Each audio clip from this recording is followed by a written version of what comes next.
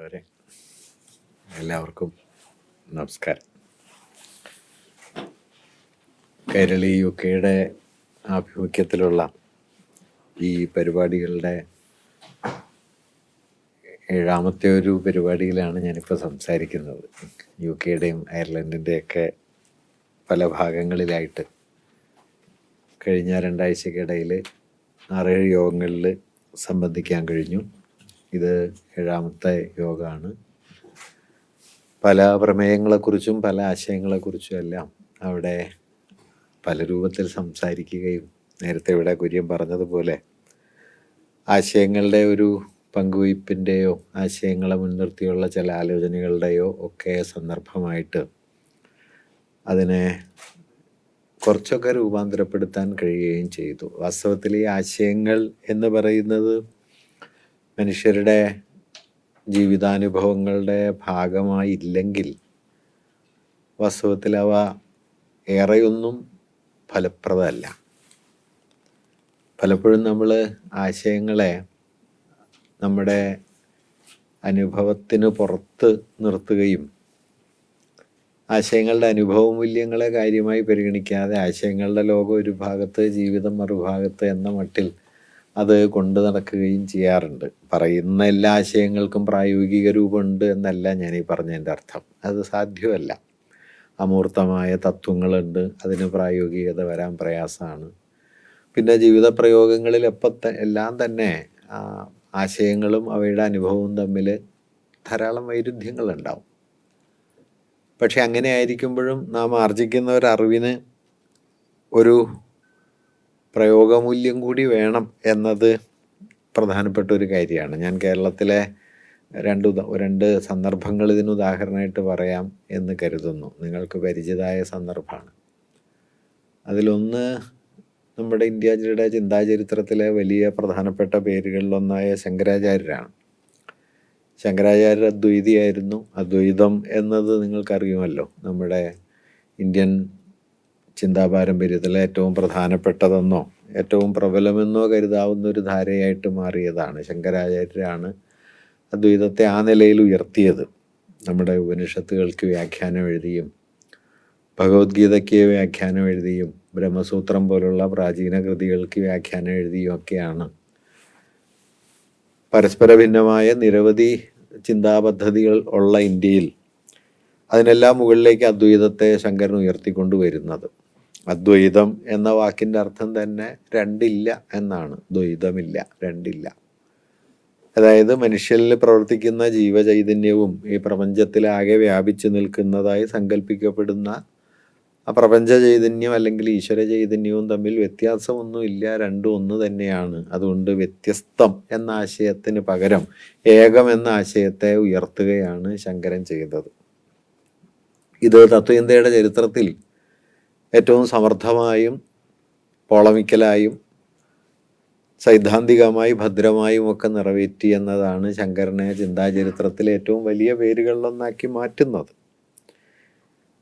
ഇതേ അദ്വൈതത്തെ തന്നെയാണ് നാരായണ ഗുരു ആശ്രയിച്ചത്. ഗുരുവിൻ്റെ ചിന്താ പാരമ്പര്യത്തിലും അദ്വൈതത്തിന് വലിയ പ്രാധാന്യമുണ്ട്. അത് ഗുരു പറഞ്ഞിട്ടുണ്ട്. സരളാദ്വയ ഭാഷ്യകാരനോ എന്ന് പറഞ്ഞുകൊണ്ട് അനുകമ്പാദശകത്തിൽ ശങ്കരനെ ഗുരു നേർക്ക് തന്നെ പരാമർശിക്കുകയും ചെയ്യുന്നുണ്ട്. എങ്കിലും ശങ്കരൻ്റെ അദ്വൈതവും ഗുരുവിൻ്റെ അദ്വൈതവും ഒന്നല്ല. ചരിത്രത്തിൽ അവ നിറവേറ്റിയ ധർമ്മങ്ങളും ഒന്നല്ല. ശങ്കരന് അദ്വൈതം എന്നത് അടിസ്ഥാനപരമായി ഒരാശയ വ്യവസ്ഥയായിരുന്നു. അത് ജീവാത്മാവും പരമാത്മാവും തമ്മിലുള്ള ഏകഭാവം, ഏകീഭാവം, അവ തമ്മിലുള്ള ഒരു യൂണിറ്റി എന്ന വളരെ ആശയപരമായ താർക്കികമായി അദ്ദേഹം വാദിച്ച് സമർത്ഥിച്ചുറപ്പിച്ച, അത് വളരെ ഭദ്രമായി സ്ഥാപിച്ചെടുത്ത ഒരു ചിന്താപദ്ധതിയായിരുന്നു, അല്ലെങ്കിൽ ഒരു ചിന്താമൂല്യമായിരുന്നു. അതിലദ്ദേഹം വിജയിച്ചു. പക്ഷേ ഗുരുവിനെ സംബന്ധിച്ച് ഗുരുവിന് അദ്വൈതം എന്ന് പറയുന്നത് ചിന്തയിലൊരു പ്രശ്നമായിരുന്നില്ല. ഗുരുവിനെ സംബന്ധിച്ച് അദ്വൈതം എന്ന് പറയുന്നത് മനുഷ്യർക്കിടയിൽ, സമൂഹത്തിൽ, ജീവിതത്തിൽ സാക്ഷാത്കരിക്കപ്പെടേണ്ട ഒരാശയമായിരുന്നു. ഇതൊരാശയത്തെ തന്നെ നിങ്ങളൊരനുഭവ മൂല്യമാക്കുമ്പോഴും ആശയമാക്കുമ്പോഴും വരുന്ന വ്യത്യാസമാണ്. അതുകൊണ്ട് അദ്വൈതം ഏറ്റവും സമൃദ്ധമായി, ഒരുപക്ഷെ നാരായണ ഗുരുവിനേക്കാളൊക്കെ 1000 മടങ്ങ് സമർത്ഥമായി അദ്വൈതം വാദിച്ച് സ്ഥാപിച്ച ആളാണ് ശങ്കരാചാര്യരെങ്കിലും തൻ്റെ മുമ്പിൽ നിരവധി തട്ടുകളായി ചെതറിക്കിടക്കുന്ന ഒരു സമൂഹത്തെ കൂട്ടിയിണക്കാനോ മനുഷ്യരെ തമ്മിൽ വിഭജിക്കുന്ന ജാതിക്കെതിരെ ആ ആശയത്തെ ഉപയോഗപ്പെടുത്താനോ ശങ്കരൻ അല്പം പോലും മുതിർന്നില്ല. അതുകൊണ്ട് അദ്വൈതം ആകാശത്തിൽ നിൽക്കുന്ന ഒരാശയമായിട്ട് അവസാനിക്കുകയാണ് ചെയ്തത്. നിങ്ങൾ രണ്ടില്ല എന്ന് പറഞ്ഞാൽ ഇന്ത്യയെ സംബന്ധിച്ച് ആദ്യത്തെ പ്രശ്നം ജാതിയാണ്. കാരണം മനുഷ്യരെ രണ്ടല്ല 2000 തരമായി വിഭജിക്കുന്ന ഒരു സംവിധാനത്തിൻ്റെ പേരാണ് ജാതി എന്നത്. അതുകൊണ്ട് ഒരാശയത്തെ അനുഭവമൂല്യമുള്ള ഒന്നായി കാണുന്ന ഒരാൾക്ക് അദ്വൈതത്തിൻ്റെ ആദ്യത്തെ ആവിഷ്കാരം ജാതിക്കെതിരായ നിലയാണ്. അത് പക്ഷേ ശങ്കരൻ സ്വീകരിക്കേണ്ടായില്ല. ഗുരു അദ്വൈതത്തെക്കുറിച്ച് അത്രയേറെ സിദ്ധാന്തമൊന്നും പറഞ്ഞില്ലെങ്കിലും ഗുരു അദ്വൈതിയായിരുന്നു. അദ്വൈതത്തെ അദ്ദേഹം ഒരു അനുഭവ മൂല്യമുള്ള ഒന്നാക്കി മാറ്റുകയും ചെയ്തു. അതുകൊണ്ട് അദ്ദേഹത്തെ സംബന്ധിച്ച് ഒന്ന് എന്നതിന് ഒരർത്ഥം ഉണ്ടായിരുന്നു, അതൊരു ജാതി എന്നായി മാറി. അപ്പോൾ നിങ്ങൾ അദ്വൈതം എന്നതിനെ ഒരു താർക്കിക സംജ്ഞയായിട്ടാണോ ഒരു അനുഭവ മൂല്യമായിട്ടാണോ നിങ്ങൾ മനസ്സിലാക്കുന്നത് എന്നത് വാസ്തവത്തിൽ വളരെ പ്രധാനമാണ്. ഞാനതുകൊണ്ടാണ് ആശയങ്ങൾ വെറും ആശയങ്ങളല്ല. മാർക്സ് അതിനെക്കുറിച്ച് പറയുന്ന മനോഹരമായൊരു വാക്യം, an idea becomes A material force when it grip the mass എന്നാണ്. ഒരാശയം ജനങ്ങൾക്ക് മേൽ പിടിമുറുക്കി കഴിഞ്ഞാൽ പിന്നെ ആശയം ഒരു ഭൗതിക ശക്തിയാണ് എന്ന് പറയും. അതുകൊണ്ട് ജനങ്ങൾക്ക് മേൽ പിടിമുറുക്കുന്ന ഒരാശയമായിട്ട് ഇത് മാറുന്നുണ്ടോ, അതോ നമ്മളെ സ്പർശിക്കാത്ത, നമ്മുടെ ജീവിതത്തെ ഒന്നും സ്പർശിക്കാത്ത, നമുക്ക് ക്ലാസ് മുറിയിൽ ഉദ്ധരിക്കാനോ സെമിനാറിൽ പേപ്പർ അവതരിപ്പിക്കാനോ ഒക്കെ പര്യാപ്തമായ ഒരു അറിവായിട്ടാണോ നമ്മളൊരാശയത്തെ ഏറ്റെടുക്കുന്നത് എന്നത് പ്രധാനപ്പെട്ട ഒരു ചോദ്യമാണ്. അതുകൊണ്ടാണ് ഞാൻ ഈ ആശയം എന്ന് പറയുന്നത് ഒരു അനുഭവമായിരിക്കുന്നതും അറിവായിരിക്കുന്നതും ഒരുപോലെയല്ല എന്ന് പറഞ്ഞത്. അറിവായിരിക്കുന്നത് ഒരു ആശയം, അറിവ് മാത്രമായിട്ടാണ് നിൽക്കുന്നത്. അനുഭവമൂല്യം ഇല്ലെങ്കിൽ മിക്കവാറും എല്ലാ ആശയങ്ങളെയും നമുക്ക് കൊണ്ടു നടക്കാൻ പ്രയാസം ഉണ്ടാവില്ല. മറിച്ച് ഒരാശയത്തെ അനുഭവമൂല്യം കൂടി ആക്കുകയാണെങ്കിൽ, ഞാൻ നേരത്തെ പറഞ്ഞതുപോലെ ഒരു എന്താ പറയുക, ഏകം എന്നതിനെ ഒരനുഭവമൂല്യമാക്കുകയാണെങ്കിൽ അത് അനേകത്തിനെതിരായ സാമൂഹികമായ അനേകവൽക്കരണത്തിനെതിരായ, അനേകവൽക്കരണം എന്ന് പറഞ്ഞു കഴിഞ്ഞാൽ ഒന്നിനെ ചതറിച്ച് പല തട്ടുകളാക്കി മാനുഷികമായൊരു ഏകതയെ അസാധ്യമാക്കുന്ന ഒരു സാമൂഹ്യ പ്രക്രിയയെ സൂചിപ്പിക്കാനാണ് ഞാൻ അനേകവൽക്കരണം എന്ന് പറഞ്ഞത്. ആ അനേകവൽക്കരണത്തിൻ്റെ ഏറ്റവും സങ്കീർണമായൊരു രൂപമാണ് ഇന്ത്യൻ ജാതി വ്യവസ്ഥ. കാരണം അത് ജാതിയെ ഒരു തട്ടിൽ നിർത്തുന്നു, മനുഷ്യരെ ഒരു തട്ടിലല്ല അനവധി തട്ടുകളിലേക്ക് ചെതറിച്ച് നിങ്ങൾക്ക് മുകളിൽ ഒരു ജാതി ഉള്ളതുപോലെ നിങ്ങൾക്ക് താഴെയും ഒരു ജാതിയുണ്ട് എന്ന് ഉറപ്പുവരുത്തിക്കൊണ്ട് അംബേദ്കർ പറഞ്ഞ അദ്ദേഹം പറയുന്ന ഈ എന്താ പറയുക ശ്രേണീകൃതമായ അസമത്വം എന്ന് പറയുന്നല്ലോ, ഗ്രേഡഡ് ഇന്നീക്വാലിറ്റി, പല തട്ടുകളിലുള്ള അസമത്വം. അതുകൊണ്ട് അസമത്വം മേലുകീഴ് മാത്രമല്ല, നിങ്ങൾക്ക് മുകളിലും ഒരു തട്ടുണ്ട്, നിങ്ങൾക്ക് താഴെയും ഒരു തട്ടുണ്ട്. അതുകൊണ്ട് നിങ്ങൾ ഒരേ സമയം ഇരയുമാണ്, നിങ്ങൾ അതേസമയം വേട്ടക്കാരുമാണ്. അങ്ങനെ ഇരയും വേട്ടക്കാരുമായി മനുഷ്യരെ തരംതിരിച്ച് അതിനെ നൂറ്റാണ്ടുകൾ, സഹസ്രാബ്ദങ്ങൾ നിലനിർത്തിയ ലോകത്തെ ഏറ്റവും പ്രാകൃതമായ ഒരു സാമൂഹ്യ സംവിധാനമായിരുന്നു ജാതി. അതിനെതിരെയുള്ള ഏറ്റവും ഫലപ്രദമായ ഒരു താത്വികമായ ഒരു നിലപാടാണ് അദ്വൈതം എന്നത്. പക്ഷേ ശങ്കരൻ അദ്വൈതം ഒരു പ്രശ്നമായിരുന്നില്ല എന്നല്ല, ഒരു സാമൂഹ്യ പ്രശ്നമായിരുന്നില്ല, ഒരു പ്രയോഗമൂല്യമായിരുന്നില്ല. ഗുരുവിന് അദ്വൈതം ഒരു പ്രയോഗമൂല്യമായിരുന്നു. ഞാൻ വേറൊരു ഭാഷയിൽ പറഞ്ഞാൽ ശങ്കരൻ അദ്വൈതവാദിയായിരുന്നു, ഗുരു അദ്വൈതിയായിരുന്നു. അദ്വൈതിയായിരിക്കുക എന്ന് പറയുന്നത് നിങ്ങൾ ഈ അനുഭവത്തിൽ ജീവിക്കുക എന്നുള്ളതാണ്. അദ്വൈതവാദിയായിരിക്കുക എന്ന് പറയുന്നത് നിങ്ങൾ ആശയത്തെ പോളമിക്കലായി, താർക്കികമായി, കേവലാശയമായി ഉൾക്കൊള്ളുക എന്നതാണ്. അതുകൊണ്ടൊരാശയത്തിന് 2 ജീവിതമുണ്ട്. അതൊരാശയം മാത്രമായിട്ട് ജീവിക്കാം, അതിനെ അനുഭവമൂല്യത്തിലേക്ക് വികസിപ്പിക്കാം അല്ലെങ്കിൽ വളർത്തിയെടുക്കാം. അനുഭവമൂല്യത്തിലേക്ക് വളർത്തിയെടുക്കാൻ പറ്റാത്ത ആശയങ്ങൾ മിക്കവാറും അപ്രസക്തമായി തീരും. ചരിത്രത്തിലൊരു പ്രധാനപ്പെട്ട കാര്യമാണ്. നമ്മുടെ കാലത്ത് സംഭവിച്ചുകൊണ്ടിരിക്കുന്ന ഒരു പ്രധാനപ്പെട്ട തകരാറായിട്ട് എനിക്ക് തോന്നിയിട്ടുള്ളത്, പ്രത്യേകിച്ച് ഞങ്ങൾ ഈ സർവകലാശാലയിലൊക്കെ ഇതും പറഞ്ഞുകൊണ്ട് നടക്കുന്നത് കൊണ്ട് കൂടുതൽ തോന്നിയിട്ടുള്ളത്, അനുഭവമൂല്യമേ ഇല്ലാത്ത അറിവുകൾ വലിയ തോതിൽ പെരുകുന്നൊരു കാലമാണ് നമ്മുടേത്. എല്ലാ കാലത്തും ഇതുണ്ട് കേട്ടോ. ഞാനത് ഏതെങ്കിലും ഒരു കാലത്ത് അതൊന്നും ഇല്ലാതെ എല്ലാവരും അനുഭവമൂല്യത്തിൽ മാത്രം അറിവിനെ കൊണ്ട് നടന്നു എന്നല്ല. പക്ഷെ ഇല്ലാത്ത അറിവുകൾ വളരെ കൂടുതലാണ്. ഇപ്പം നിങ്ങൾ ഓപ്പൺഹൈമർ സിനിമ കണ്ടാൽ, നമ്മുടെ ഓപ്പൺഹൈമർ ആറ്റം ബോംബിൻ്റെ സൂത്രവാക്യങ്ങളൊക്കെ വികസിപ്പിച്ച് അതിൻ്റെ ആശയങ്ങളൊക്കെ രൂപപ്പെടുത്തിയതിന് ശേഷം ഐൻസ്റ്റൈനെ കാണാൻ പോകുന്നുണ്ടല്ലോ. ഐൻസ്റ്റൈനെ കണ്ട് സംസാരിച്ച് ഇയാൾ ഈ സാധനങ്ങളൊക്കെ അദ്ദേഹത്തിന് കൊടുത്തിട്ട് അതെല്ലാം ഐൻസ്റ്റൈൻ നോക്കുന്ന സമയത്ത് ഇയാൾ തിരിഞ്ഞു നടക്കുന്നുണ്ട്. അപ്പം ഐൻസ്റ്റൈൻ പുറയിൽ തട്ടി വിളിച്ചിട്ട് ഈ കടലാസ് ഓപ്പൺഹൈമർക്ക് തന്നെ കൊടുത്തിട്ട് പറയുന്നൊരു വാക്യമുണ്ട്, ദിസ് ഈസ് നോട്ട് മൈൻ, ഇതെൻ്റെ അല്ല. കാരണം ഈ ഒരാശയത്തെ നിങ്ങൾ എങ്ങനെയാണ് വിനിയോഗിക്കുന്നത്? അനുഭവമൂല്യം കൈവിട്ട് കഴിഞ്ഞ് കഴിഞ്ഞാൽ E=mc² ഒരു ആറ്റം ബോംബായിട്ട് തീരും. അപ്പോൾ അത് ആറ്റം ബോംബാവണോ വേണ്ടയോ എന്നുള്ളത് വാസ്തവത്തിൽ ഒരു അറിവിൻ്റെ അനുഭവമൂല്യത്തെക്കുറിച്ചുള്ള നമ്മുടെ വിവേകം ആണ് വിസ്ഡം എന്ന് പറയുന്നത്. വിസ്ഡം എന്നത് വാസ്തവത്തിൽ അറിവിൻ്റെ വേറൊരു പ്ലെയിനാണ്. ചിലപ്പോൾ അത് ഔപചാരികമായ അറിവൊന്നും ഇല്ലാത്തവർക്കുണ്ടാവും കേട്ടോ. ഇപ്പം രമണ മഹർഷി എന്ന് പറഞ്ഞ് ഇന്ത്യയിലൊരു പഴയ സന്യാസി ഉണ്ടായിരുന്നു. രമണ മഹർഷിയെ കാണാനായിട്ട് നാരായണഗുരു ചെല്ലുന്നുണ്ട് തിരുവണ്ണാമലയിൽ. ഗുരു ആശ്രമത്തിൽ ചെന്നു, രമണ മഹർഷിയെ കണ്ടു. രണ്ടുപേരും കുറേ നേരം ഒരുമിച്ചിരുന്നു. ഒരു വാക്ക് പോലും പറഞ്ഞില്ല, അന്യോന്യം ഒരു വാക്ക് പോലും പറഞ്ഞു. കുറേ കഴിഞ്ഞ് തിരിച്ചു വന്നു. അങ്ങനെ ഒരു ഡയലോഗ് സാധ്യമാണ്. ഞാൻ എവിടെ ഒരു മ്യൂസിയത്തിൽ പോയപ്പോൾ കണ്ടു, നിങ്ങൾ പറയുന്ന വാക്ക് മൗനത്തേക്കാൾ മെച്ചപ്പെട്ടതാണെങ്കിൽ മാത്രം സംസാരിക്കുക എന്ന്.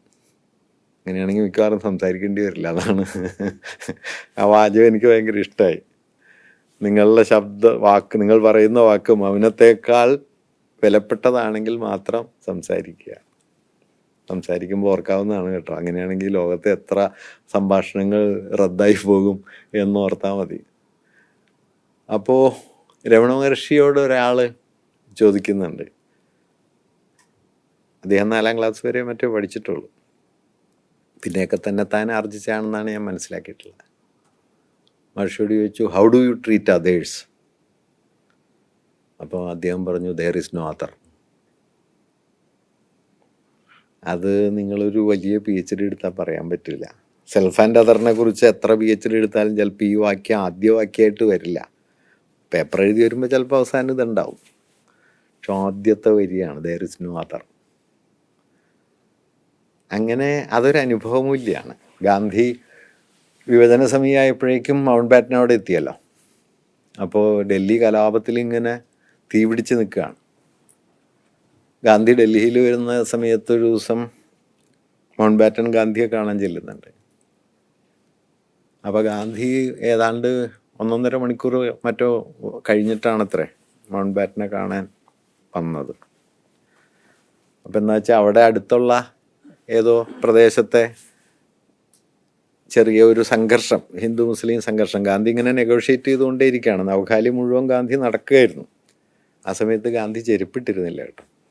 ഗാന്ധി ചെരുപ്പ് ഉപേക്ഷിച്ച് നവഖാലിയിൽ നടക്കുകയായിരുന്നു. ഓരോ കലാപപ്രദേശത്തും ചെല്ലും, അവിടെയുള്ള ആളുകളെ വിളിച്ചു കൂട്ടും, അവരോട് സംസാരിക്കും, അവർക്കിടയിൽ സെറ്റിൽമെൻ്റ് ഉണ്ടാക്കും. അങ്ങനെയാണ് ഗാന്ധി നവഖാലിയിൽ നടന്നിരുന്നത്. അത് കഴിഞ്ഞിട്ടാണ് കൽക്കട്ടയിൽ നിന്ന് അദ്ദേഹം ഡൽഹിയിലേക്ക് വന്നത്. അപ്പം ഇതുപോലെ ഏതോ ഒരു ചെറിയ സംഘർഷം, ആ പരിസര പ്രദേശത്ത് എവിടെയുള്ള സംഘർഷം നെഗോഷിയേറ്റ് ചെയ്ത് അവർക്കിടയിൽ ഒത്തീർപ്പുണ്ടാക്കുമായിരുന്നു ഗാന്ധി. അതിന് അവർ വന്നിരിക്കുന്നതുകൊണ്ടാണ് ഗാന്ധി അവരോട് സംസാരിച്ചിട്ട് അത് തീർപ്പാക്കിയിട്ടാണ് ഗാന്ധി മൗണ്ട് ബാറ്റനെ കാണാൻ വരുന്നത്. അപ്പോൾ മൗണ്ട് ബാറ്റനെ ഇരുന്ന് മുഷിഞ്ഞ് കാണുമല്ലോ.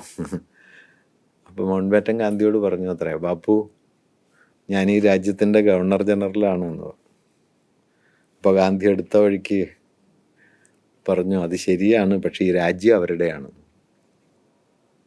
ഇതൊന്നും ആരെങ്കിലും ഉദ്ധരിക്കുന്ന കരുതി പറയണതല്ല. But this land belongs to them. ഞാൻ പറഞ്ഞത് അത് ഈ വിസ്ഡം എന്ന് പറയുന്ന ഒന്നിൽ നിന്നുണ്ടാവുന്നതാണ്. വിസ്ഡം എന്ന് പറയുന്നത് കേവലമായ വിവരമല്ല. 20ാം നൂറ്റാണ്ടിലെ വലിയ കവിയായിരുന്നു T.S. എലിയറ്റ്. അദ്ദേഹം ഇവിടുത്തുകാരനാണ്, നിങ്ങൾക്കറിയാമല്ലോ. അദ്ദേഹമാണ് ബ്രിട്ടീഷ് കവിതയിലേക്ക് മോഡേണിസം കൊണ്ടുവന്നത്. അപ്പോൾ അദ്ദേഹത്തിൻ്റെ ഒരു പ്രധാന രചനയാണ് റോക്സ് എന്ന് പറഞ്ഞിട്ടൊരു നാടകം. അതിലൊരു സ്ഥലത്ത് അറിവിനെക്കുറിച്ചൊരു കാവ്യഭാഗമുണ്ട്. അത് ഏതാണ്ട് ഇങ്ങനെയാണ്, where is our wisdom we have lost in knowledge and where is our knowledge we have lost in informations.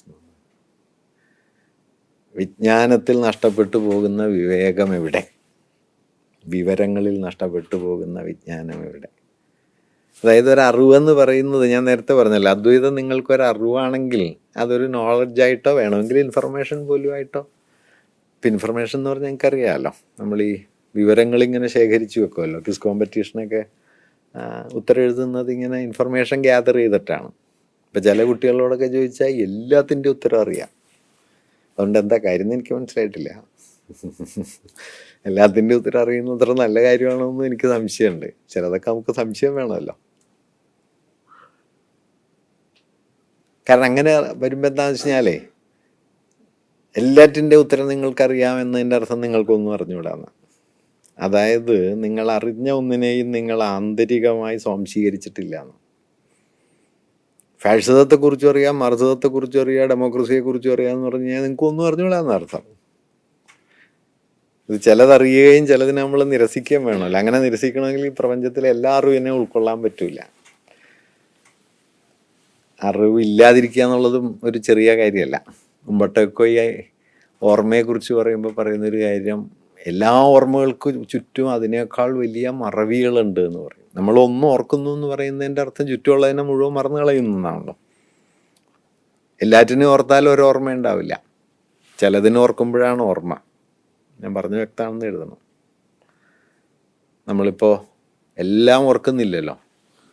നമ്മുടെ ജീവിതത്തിൻ്റെ ഓർമ്മ എന്ന് പറഞ്ഞു കഴിഞ്ഞാൽ സെലക്റ്റീവാണ്. നമ്മൾ ജനിച്ച വർഷം, അച്ഛൻ, അമ്മ, അല്ലാതെ നമ്മൾ നടന്നു പോകുന്ന വഴിക്ക് മരത്തിൻ്റെ മുമ്പിൽ കാക്ക ഉണ്ടായിരുന്നു എന്ന് ഓർക്കില്ല. പക്ഷെ കാക്ക ഉണ്ടാവും അവിടെ.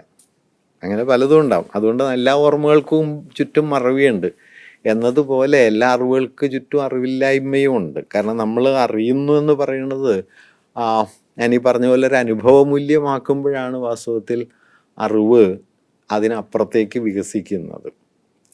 അപ്പോഴാണ് ദെയർ ഇസ് നോ അതർ എന്നൊരു ഉത്തരം ഒരു പക്ഷേ സാധ്യമാവണത്. അപ്പോഴാണ് that is true but this land belongs to them എന്ന് ഇമ്മീഡിയറ്റായി ഒറ്റ വാക്കിൽ ഗാന്ധിയുടെ ഒരു മറുപടി വരുന്നത്. ഞാൻ ഈ സമീപ ദിവസങ്ങളിൽ വായിച്ചുകൊണ്ടിരുന്ന ഒരു പുസ്തകം ഗാന്ധി ഇൻ ദ സെല്ലുലോയിഡ് എന്ന് പറഞ്ഞിട്ടൊരു സിനിമ, ഗാന്ധിയുടെ സിനിമകളെ, ഗാന്ധി പ്രമേയമായി വന്ന സിനിമകളെ കുറിച്ചാണ്. പ്രകാശ് മഗ്ദം എന്ന് പറഞ്ഞിട്ടൊരു പൂനെയിലെ നാഷണൽ ആർക്കൈവ്സിൻ്റെ ഡയറക്ടറായി പ്രവർത്തിച്ച ഒരാളാണ്.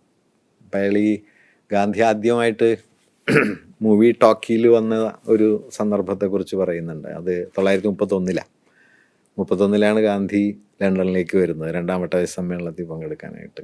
അപ്പോൾ ജെയിംസ് വില്യംസ് എന്നോ മറ്റോ പേരായ ഒരാളാണ് ഇൻ്റർവ്യൂ ചെയ്യുന്നത്. അപ്പോൾ അയാൾ ഗാന്ധിയോട് ചോദിച്ചു, നിങ്ങളിവിടെ വന്നിട്ട് ബക്കിംഗ്ഹാം കൊട്ടാരത്തിലേക്ക് ഒരു ഡിന്നറിന് ക്ഷണിക്കപ്പെട്ട ഇതേ വേഷത്തിൽ തന്നെയാണോ പോവുക? ഗാന്ധി ആ വേഷത്തിൽ തന്നെയാണ് പോയതെന്നറിയാമല്ലോ. അപ്പോൾ ഗാന്ധി പറഞ്ഞ മറുപടി വളരെ സർക്കാസ്റ്റിക് ആയിരുന്നു. ഗാന്ധി പറഞ്ഞു, മറ്റേതെങ്കിലും വേഷം ധരിച്ച് തന്നാൽ അത് രാജാവിനോടൊരു അപമര്യാദയായിരിക്കും എന്നാണ്. ഡിസ്റെസ്പെക്റ്റ് ആയിരിക്കും രാജാവിനോടുള്ളത്. ഭയങ്കര മുനയുള്ള ഉത്തരമാണ് കേട്ടോ. അങ്ങനെയാണ് ഗാന്ധി പറയാം. അപ്പം ഞാൻ പറഞ്ഞു എന്താണെന്ന് വെച്ച് കഴിഞ്ഞാൽ, ഒരറിവ് എന്ന് പറയുന്നതിനെ നമ്മൾ ഫെറ്റിഷൈസ് ചെയ്യാൻ കൂടുതൽ ഫെറ്റിഷൈസ് ചെയ്യുക എന്ന് പറഞ്ഞാൽ കേവല വസ്തുവാക്കുക. അത് നമ്മളെ തൊടാത്ത, നമ്മളെ ആന്തരികമായി നവീകരിക്കാത്ത, നമ്മളെ രൂപാന്തരപ്പെടുത്താത്ത, നാം ആവശ്യമുള്ളൊരു ഉപകരണം പോലെ എടുത്തുകൊണ്ട് നടക്കുന്ന, അത് കഴിഞ്ഞാൽ വഴിയിൽ ഉപേക്ഷിക്കുന്ന ഒന്നായിട്ട് അറിവ് മാറിത്തീരുന്നു എന്നതാണ്. അറിവ് ഒരാശയമായി അവശേഷിക്കുന്നു എന്നതിൻ്റെ ഒരു തലം. ഒരുപക്ഷെ ഇന്ന് ലോകത്ത് വളരെ കൂടുതൽ സംഭവിക്കുന്ന കാര്യങ്ങളിലൊന്ന് ഈ നിലയിലുള്ള ഫെറ്റിഷൈസേഷൻ ഓഫ് നോളജ് എന്ന് പറയുന്ന ഒരു പ്രക്രിയയാണ്. അത് നമ്മുടെ വിജ്ഞാന കേന്ദ്രങ്ങളിൽ, സർവകലാശാലകളിലൊക്കെ വളരെ കൂടുതൽ സംഭവിച്ചിട്ടുണ്ട്. അതുകൊണ്ടാണ് 1970 വിയറ്റ്നാമിൽ ഓരോ ബോംബ് വീഴുമ്പോഴും ലോകം മുഴുവൻ പ്രതിഷേധം ഉണ്ടാവുമായിരുന്നെങ്കിലും 2024 ഗാസയിൽ ഒരു കുഞ്ഞ് മരിക്കുമ്പോഴും ലോകം പ്രതിഷേധിക്കാത്തതുകൊണ്ടാണ്. ഫെറ്റിഷിസ്റ്റിക്കായി. നിങ്ങൾക്കറിയാമല്ലോ, 40,000-40,000 മനുഷ്യർ കൊല്ലപ്പെട്ട് കഴിഞ്ഞു. ഏതാണ്ട് 10,000-ലധികം കുഞ്ഞുങ്ങൾ കൊല്ലപ്പെട്ട് കഴിഞ്ഞു. ഓരോ ദിവസവും കുഞ്ഞുങ്ങൾ മരിക്കുന്നുണ്ട്. അപ്പോൾ നമ്മുടെ വാർത്ത പോലും അല്ലാണ്ടായി. ഞാനടക്കമുള്ള എല്ലാവരെ കുറിച്ചും പറയുകയാണ്. നിങ്ങളല്ലാതെ പ്രതികളാണെന്ന് പറയാമല്ല. എന്തുകൊണ്ടാണ് സംഭവിച്ചത്? വിയറ്റ്നാമിൽ ഇങ്ങനെ സംഭവിച്ചപ്പോൾ ലോകം മുഴുവൻ എരമ്പിക്കൊണ്ടേയിരുന്നു. അതിനേക്കാൾ ക്രൂരമായ കൊല നടന്നുകൊണ്ടിരിക്കുന്നു. പക്ഷേ പ്രത്യേകിച്ചൊന്നും സംഭവിക്കുന്നില്ല. അത് ഈ അറിവിൻ്റെ ഉള്ളടക്കത്തിൽ വന്നൊരു മാറ്റം കൊണ്ടുകൂടിയാണ്. അന്നത്തേക്കാൾ അറിവുള്ള സമൂഹമാണ് നമ്മൾ കരുതുന്നുണ്ട്. പക്ഷേ അറിവ് വാസ്തവത്തിലുണ്ടോ എന്നുള്ളതൊരു പ്രശ്നമാണ്. ഇപ്പോൾ ലോകത്തിൻ്റെ തന്നെ ഗതിക്രമം നിങ്ങൾ നോക്കൂ. ലോകം 100 കൊല്ലം മുമ്പുള്ളതിനേക്കാൾ എത്രയോ അടുത്തു, വളരെ കൂടുതൽ അടുത്തു. നമ്മുടെ സാങ്കേതികവിദ്യ നമ്മളെ അത്ര അടുത്തെത്തിച്ചു. മാർഷൽ മക്ലൂഹൻ ഗ്ലോബൽ വില്ലേജ് എന്ന് 70കളിൽ പറയുന്ന സമയത്ത് ആരും അത് പ്രതീക്ഷിക്കുന്നില്ല. അതൊരു ഫാൻസി ആയിട്ടാണ് അന്ന് മനസ്സിലാക്കപ്പെട്ടത്. പക്ഷെ 50 കൊല്ലം കൊണ്ട് ഗ്ലോബൽ വില്ലേജ് എന്ന് പറയുന്നത് ഏതാണ്ട് പോസിബിളായി.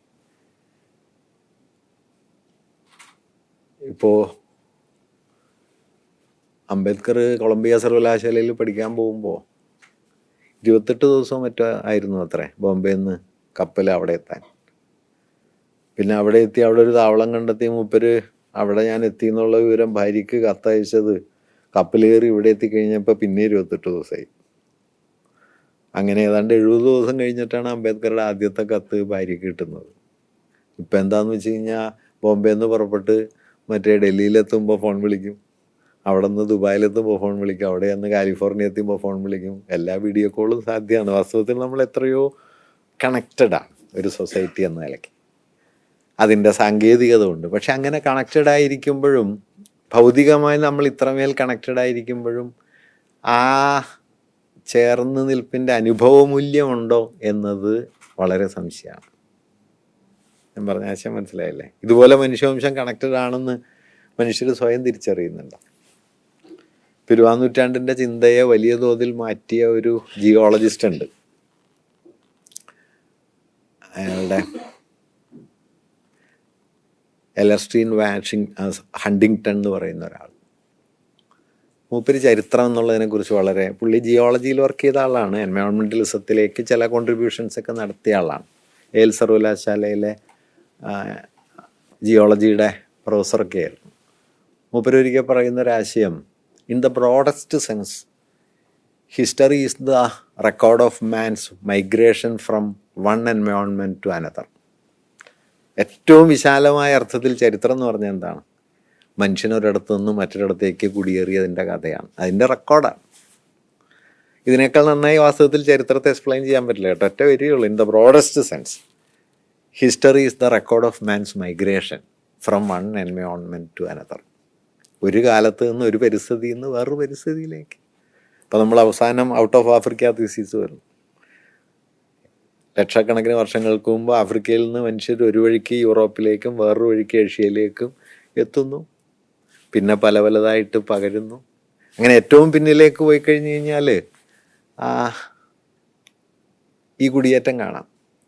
മുന്നിലേക്ക് വന്നാലും കുടിയേറ്റം കാണാം കേട്ടോ. ഇപ്പം ഏറ്റവും ഇങ്ങേറ്റത്ത് നമ്മൾ ലോകത്ത് കാണുന്നത് എന്താണെന്ന് വെച്ച് കഴിഞ്ഞാൽ അതിരുകൾക്ക് കുറുകെ മനുഷ്യരിങ്ങനെ സഞ്ചരിച്ചു കൊണ്ടിരിക്കുന്നു. നമ്മളിപ്പോൾ കേരളത്തിൻ്റെ ഏതോ കോണിൽ നിന്ന് പുറപ്പെട്ട കുറേ ആളുകൾ എന്താ പറയുക, ഈ ഇംഗ്ലണ്ടിൻ്റെ മറ്റേതോ കോണിൽ ഇങ്ങനെ ഒത്തുകൂടി ഇരുന്നിട്ട് കുറേ കാര്യങ്ങൾ സംസാരിക്കുന്നു എന്ന് പറയുന്നത് ഈ കുടിയേറ്റം. ഇത് ഓരോ ഘട്ടത്തിലും നടക്കുന്നുണ്ട്. എല്ലാ ഘട്ടത്തിലും മനുഷ്യർ ഇപ്പം ഇന്ത്യയിലേക്കുള്ള മനുഷ്യവംശത്തിൻ്റെ ഇന്ത്യൻ നാഗരികതയുടെ വളർച്ചയുടെ കഥയെടുത്താൽ തന്നെ 3 വൻ കുടിയേറ്റങ്ങളാണ് ഇന്ത്യൻ നാഗരികതയെ സൃഷ്ടിച്ചതെന്ന് പൊതുവെ പറയാം. ആദ്യത്തേത് ഔട്ട് ഓഫ് ആഫ്രിക്ക എന്ന നിലയിലുള്ള ഓസ്ട്രേലിയയിൽ നിന്നൊരു ഭാഗവും യൂറോപ്പിൽ നിന്ന് മറ്റൊരു ഭാഗമായിട്ട് ഇന്ത്യയിലേക്ക് എത്തിയ ആദിമഗോത്ര ജനതയുടെ കുടിയേറ്റം. പിന്നെ സ്റ്റെപ്പി മേഖലകളിൽ നിന്ന് ഇന്ത്യയിലേക്ക് വന്ന ഇൻഡസ് വാലി സിവിലൈസേഷനൊക്കെ രൂപപ്പെടുത്തിയ ഒരു കർഷക സമൂഹത്തിൻ്റെ കാർഷിക ജ്ഞാനമുള്ള ഒരു ജനതയുടെ കുടിയേറ്റം. അതൊരു BC 800 ചേർന്നു. പിന്നെ ഒരു BC 2000 ശേഷം ഉസ്ബെക്കിസ്ഥാനിൽ നിന്നോ കാസ്പിയൻ കടലിൻ്റെ തീരത്ത് നിന്നോ ഒക്കെ ഇന്ത്യയിലേക്ക് വന്ന ആര്യന്മാരുടെ കുടിയേറ്റം. ഈ 3 കുടിയേറ്റങ്ങളും അതുണ്ടാക്കിയ നാനാതരത്തിലുള്ള കൂടിക്കലരലുകളുമാണ് വാസ്തവത്തിൽ ഇന്ത്യയുടെ ചരിത്രമായി തീർന്നത്. അതിൽ ആദ്യത്തേതാണ് ഇവിടെ ഒരു മനുഷ്യ ജീവിതം ഉണ്ടാക്കിയത് ഔട്ട് ഓഫ് ആഫ്രിക്ക. രണ്ടാമത്തേതാണ് ഒരു കാർഷിക സംസ്കൃതിയെ സിന്ധു തീരത്ത് കെട്ടിപ്പൊക്കി ലോകത്തിലെ തന്നെ ഏറ്റവും പ്രാചീന നാഗരികതകളിൽ ഒന്നായിട്ട് മാറിയത്. അതിൻ്റെ ശിഥിലീകരണത്തിന് ശേഷം വന്നതാണ് ആര്യന്മാർക്ക് ശേഷം പിന്നെ നിരന്തരം ആളുകൾ വന്നു, വളരെ കൂടുതലായിട്ട്. ശാകന്മാർ, കുശാനന്മാർ, ഇൻഡോ പാർത്തിയന്മാർ, ബാക്ട്രിയൻ ഗ്രീസുകാർ, എത്രയോ ആളുകൾ വന്നു. അവരെല്ലാം പലതരം അറിവുകൾ കൊണ്ടുവന്നു. അതെല്ലാം കൂടിക്കലർന്നാണ് വാസ്തവത്തിൽ നമ്മുടെ നാഗരികത വികസിക്കുകയും നമ്മൾ നാഗരികമെന്ന് പറയുന്ന സിവിലൈസേഷണൽ എന്ന് വിളിക്കുന്ന എല്ലാറ്റിലും ഈ കലർപ്പുണ്ട്. പക്ഷേ ഈ കലർപ്പുകൾ നമ്മളെ കൂട്ടിയിണക്കുകയാണോ ചെയ്തത് എന്നത് വാസ്തവത്തിൽ മറ്റൊരു പ്രശ്നമാണ്. ഇപ്പം ഈ ബാബറി മസ്ജിദ് പ്രശ്നത്തിൻ്റെ സമയത്ത് കമലഹാസൻ നല്ല രസമുള്ളൊരു ഒബ്സർവേഷൻ പറയണ്ടേ, കുറേ മുമ്പാണ് കേട്ടോ. അത് ബാബറി മസ്ജിദ് പൊളിച്ച സമയത്ത്, ഞാനൊക്കെ വിദ്യാർത്ഥിയായിരിക്കുന്ന സമയത്താണ് ആ പ്രശ്നം തുടങ്ങിയത്. ബാബറി മസ്ജിദ് പൊളിക്കുന്നു എന്ന് ഞാൻ കരുതിയിരുന്നില്ല കേട്ടോ. ഞങ്ങളുടെ തലമുറയ്ക്ക് അങ്ങനെ ഒരു പ്രതീക്ഷ ഉണ്ടായിരുന്നില്ല. 1980കളുടെ അവസാനം ഹിന്ദുത്വ ക്യാമ്പയിനെതിരെ കവലതോറും പ്രസംഗിക്കുമ്പോൾ ബാബറി മസ്ജിദ് പൊളിക്കുമെന്ന് ഞാൻ പ്രതീക്ഷിച്ചിട്ടേ ഇല്ല. അവിടെ നിന്ന് രാജ്യം എവിടെ എത്തി എന്നുള്ളത് മറ്റൊരു കാര്യം. ആ സമയത്ത് കമലഹാസൻ ഈ ബാബർ വിദേശാക്രമിയാണെന്നാണല്ലോ അന്നത്തെ വാദം.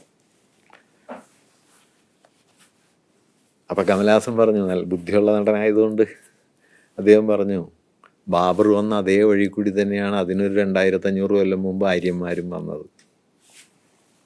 ഹിന്ദുക്കുഷ് പർവ്വതനിരകൾ താണ്ടി ഗംഗാതടങ്ങളിലേക്ക് എത്തി, സിന്ധു താണ്ടി ഗംഗാതടങ്ങളിലെത്തി ഒരു നാഗരികത കെട്ടിപ്പടുത്തത് എങ്ങനെയാണോ അതേ വഴിയിലാണ് വാസ്തവത്തിൽ പിന്നീട് ബാബറും വരുന്നത്. ഈ കുടിയേറ്റങ്ങളുടെ കഥയാണ് ഞാൻ പറഞ്ഞു വന്നത്. എന്താണെന്ന് വെച്ച് കഴിഞ്ഞാൽ, അതുകൊണ്ട് ലോക ജനത ഇവിടെ ചരിത്രം മൈഗ്രേഷൻ്റെ ചരിത്രമാണ്. ഇന്ത്യ ചരിത്രത്തിൽ ധാരാളം കുടിയേറ്റങ്ങളുണ്ട് എന്ന് മനസ്സിലാക്കിയതുകൊണ്ട് കാര്യമില്ല.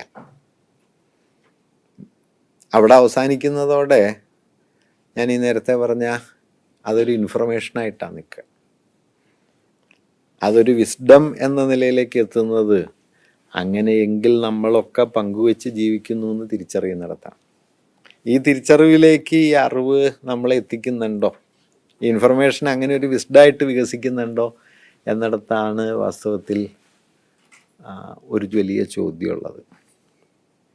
ഞാൻ പറഞ്ഞത് വ്യക്തമാണെന്ന് കരുതുന്നു. നമുക്ക് ധാരാളം വിവരങ്ങൾ വന്ന് നിറയുകയും ഈ വിവരങ്ങൾക്ക് അനുഭവമൂല്യം വളരെ കുറഞ്ഞ് വരികയും ഒരു നോളജ് സൊസൈറ്റി എന്ന് പറയുന്നത് വാസ്തവത്തിൽ ഇൻഫർമേഷൻ കൊണ്ട് തിങ്ങി നിറഞ്ഞ ഒന്നായി തീരുകയും ഫലത്തിൽ അത് സാമൂഹികമായി നമ്മളെ കൂട്ടിയിണക്കാതിരിക്കുകയും ചെയ്യുമ്പോൾ നമ്മൾ ഇൻഫർമേഷൻ്റെ ഈ പെരുപ്പത്തെ തന്നെ വിമർശനാത്മകമായിട്ട് നോക്കണം. എന്താണിത് നമ്മളിൽ നിന്ന് മറച്ചു പിടിക്കുന്നത്? നമുക്കുള്ള ആദിമമായൊരു ചേർച്ചയെ നമ്മിൽ നിന്ന് ഇത് മറച്ചു പിടിക്കുന്നുണ്ടോ? അതാണ് ഞാൻ ഉന്നയിക്കാൻ ശ്രമിച്ചൊരു കാര്യം. കാരണം ലോകം ഇത്രമേൽ അടുത്ത് വന്നതിന് ശേഷം, സാങ്കേതികമായി ഇത്രമേൽ അടുത്ത് വന്നതിന് ശേഷം വാസ്തവത്തിൽ ഈ അടുപ്പത്തെ അനുഭവിക്കാൻ നമുക്ക് കഴിയുന്നുണ്ടോ എന്ന ചോദ്യം വളരെ പ്രധാനപ്പെട്ടതാണ്. വാസ്തവത്തിൽ ഇല്ല എന്ന് മാത്രമല്ല, ഒരു 50-60 കൊല്ലം മുമ്പ് സാർവദേശീയതയെക്കുറിച്ചുണ്ടായിരുന്ന ആശയത്തേക്കാൾ എത്രയോ കുറഞ്ഞ അളവിലാണ്, മിക്കവാറും ഇല്ല എന്ന് തന്നെ പറയാം, ഒരു സാർവദേശീയതാ ബോധം ഇന്ന് മനുഷ്യർക്കിടയിൽ ഇല്ല. 1-2 ലോകയുദ്ധങ്ങൾക്കിടയിൽ സാർവദേശീയത എന്ന ആശയം ഏറ്റവും കൂടുതൽ ഇംഗ്ലണ്ടിലിരുന്ന് പറഞ്ഞുകൊണ്ടിരുന്നത് ബർട്രാൻഡ് റസലാണ്. റസൽ അതിൻ്റെ വലിയ വക്താവായിരുന്നു. മൂപ്പര് വേൾഡ് ഗവൺമെൻറ്റിൻ്റെ ഒരു മാനിഫെസ്റ്റോ ഒക്കെ തയ്യാറാക്കി, ഒരു ലോക ഭരണകൂടം എങ്ങനെ വേണം, അതിൽ സൈനിക സംവിധാനം എങ്ങനെയായിരിക്കണം, ഭരണകൂടത്തിൻ്റെ സ്വഭാവം എന്തായിരിക്കണം, ഇതൊക്കെ റസൽ തീരുമാനിക്കുന്നുണ്ട്. തൻ്റെ ഏതാണ്ട് ജീവിതത്തിലെ വലിയൊരു ശ്രമം അദ്ദേഹം ഈ ലോക ഭരണകൂടം എന്നൊരാശയത്തിനെ വിശദീകരിക്കാൻ വേണ്ടി ശ്രമിക്കുകയുണ്ടായി. ധാരാളം പേർ അന്നങ്ങനെ ചെയ്തു കേട്ടോ. ഇപ്പോൾ വെൻഡൻ വിൽക്കി എന്ന് പറഞ്ഞിട്ടൊരു വൈമാനികനുണ്ട്, 2ാം ലോക യുദ്ധത്തിൽ പങ്കെടുത്തതാണ്. അദ്ദേഹം യുദ്ധമൊക്കെ കഴിഞ്ഞിട്ട് തൻ്റെ വിമാനത്തിൽ കയറി ലോകത്ത് മുഴുവൻ സഞ്ചരിച്ചിട്ട് അദ്ദേഹം ഒരു ചെറിയ പുസ്തകം എഴുതി. അക്കാലത്ത് വലിയ ആവേശം ഉണ്ടാക്കിയ പുസ്തകമാണ്. ആ പുസ്തകത്തിൻ്റെ പേര് വൺ വേൾഡ് എന്നാണ്, ഏകലോകം. അത് വലിയ തോതിൽ അന്ന് മനുഷ്യരെ സ്വാധീനിച്ചിരുന്നു. നമ്മുടെ നാട്ടിലൊക്കെ അങ്ങനെ ഉണ്ടായിരുന്നു. ഇപ്പം ടാഗോർ അങ്ങനെ ഒരാളായിരുന്നു, നിങ്ങൾ ഓർക്കുന്നല്ലോ. ടാഗോർ നമ്മുടെ ദേശീയ കവിയായിരുന്നുവെങ്കിലും ആണെങ്കിലും ടാഗോർ ദേശീയതയ്ക്കെതിരായിരുന്നു. നിങ്ങൾ നമ്മുടെ ദേശീയഗാനം ശ്രദ്ധിച്ചു നോക്കിയാൽ പാകിസ്ഥാനിലെ സ്ഥലവും അതിനകത്തുണ്ട്. അത് നല്ലൊരു രസമാണ്. പഞ്ചാബ്, സിന്ധു, ഗുജറാത്ത്, മറാഠ. സിന്ധു പാകിസ്ഥാനിലാണ്.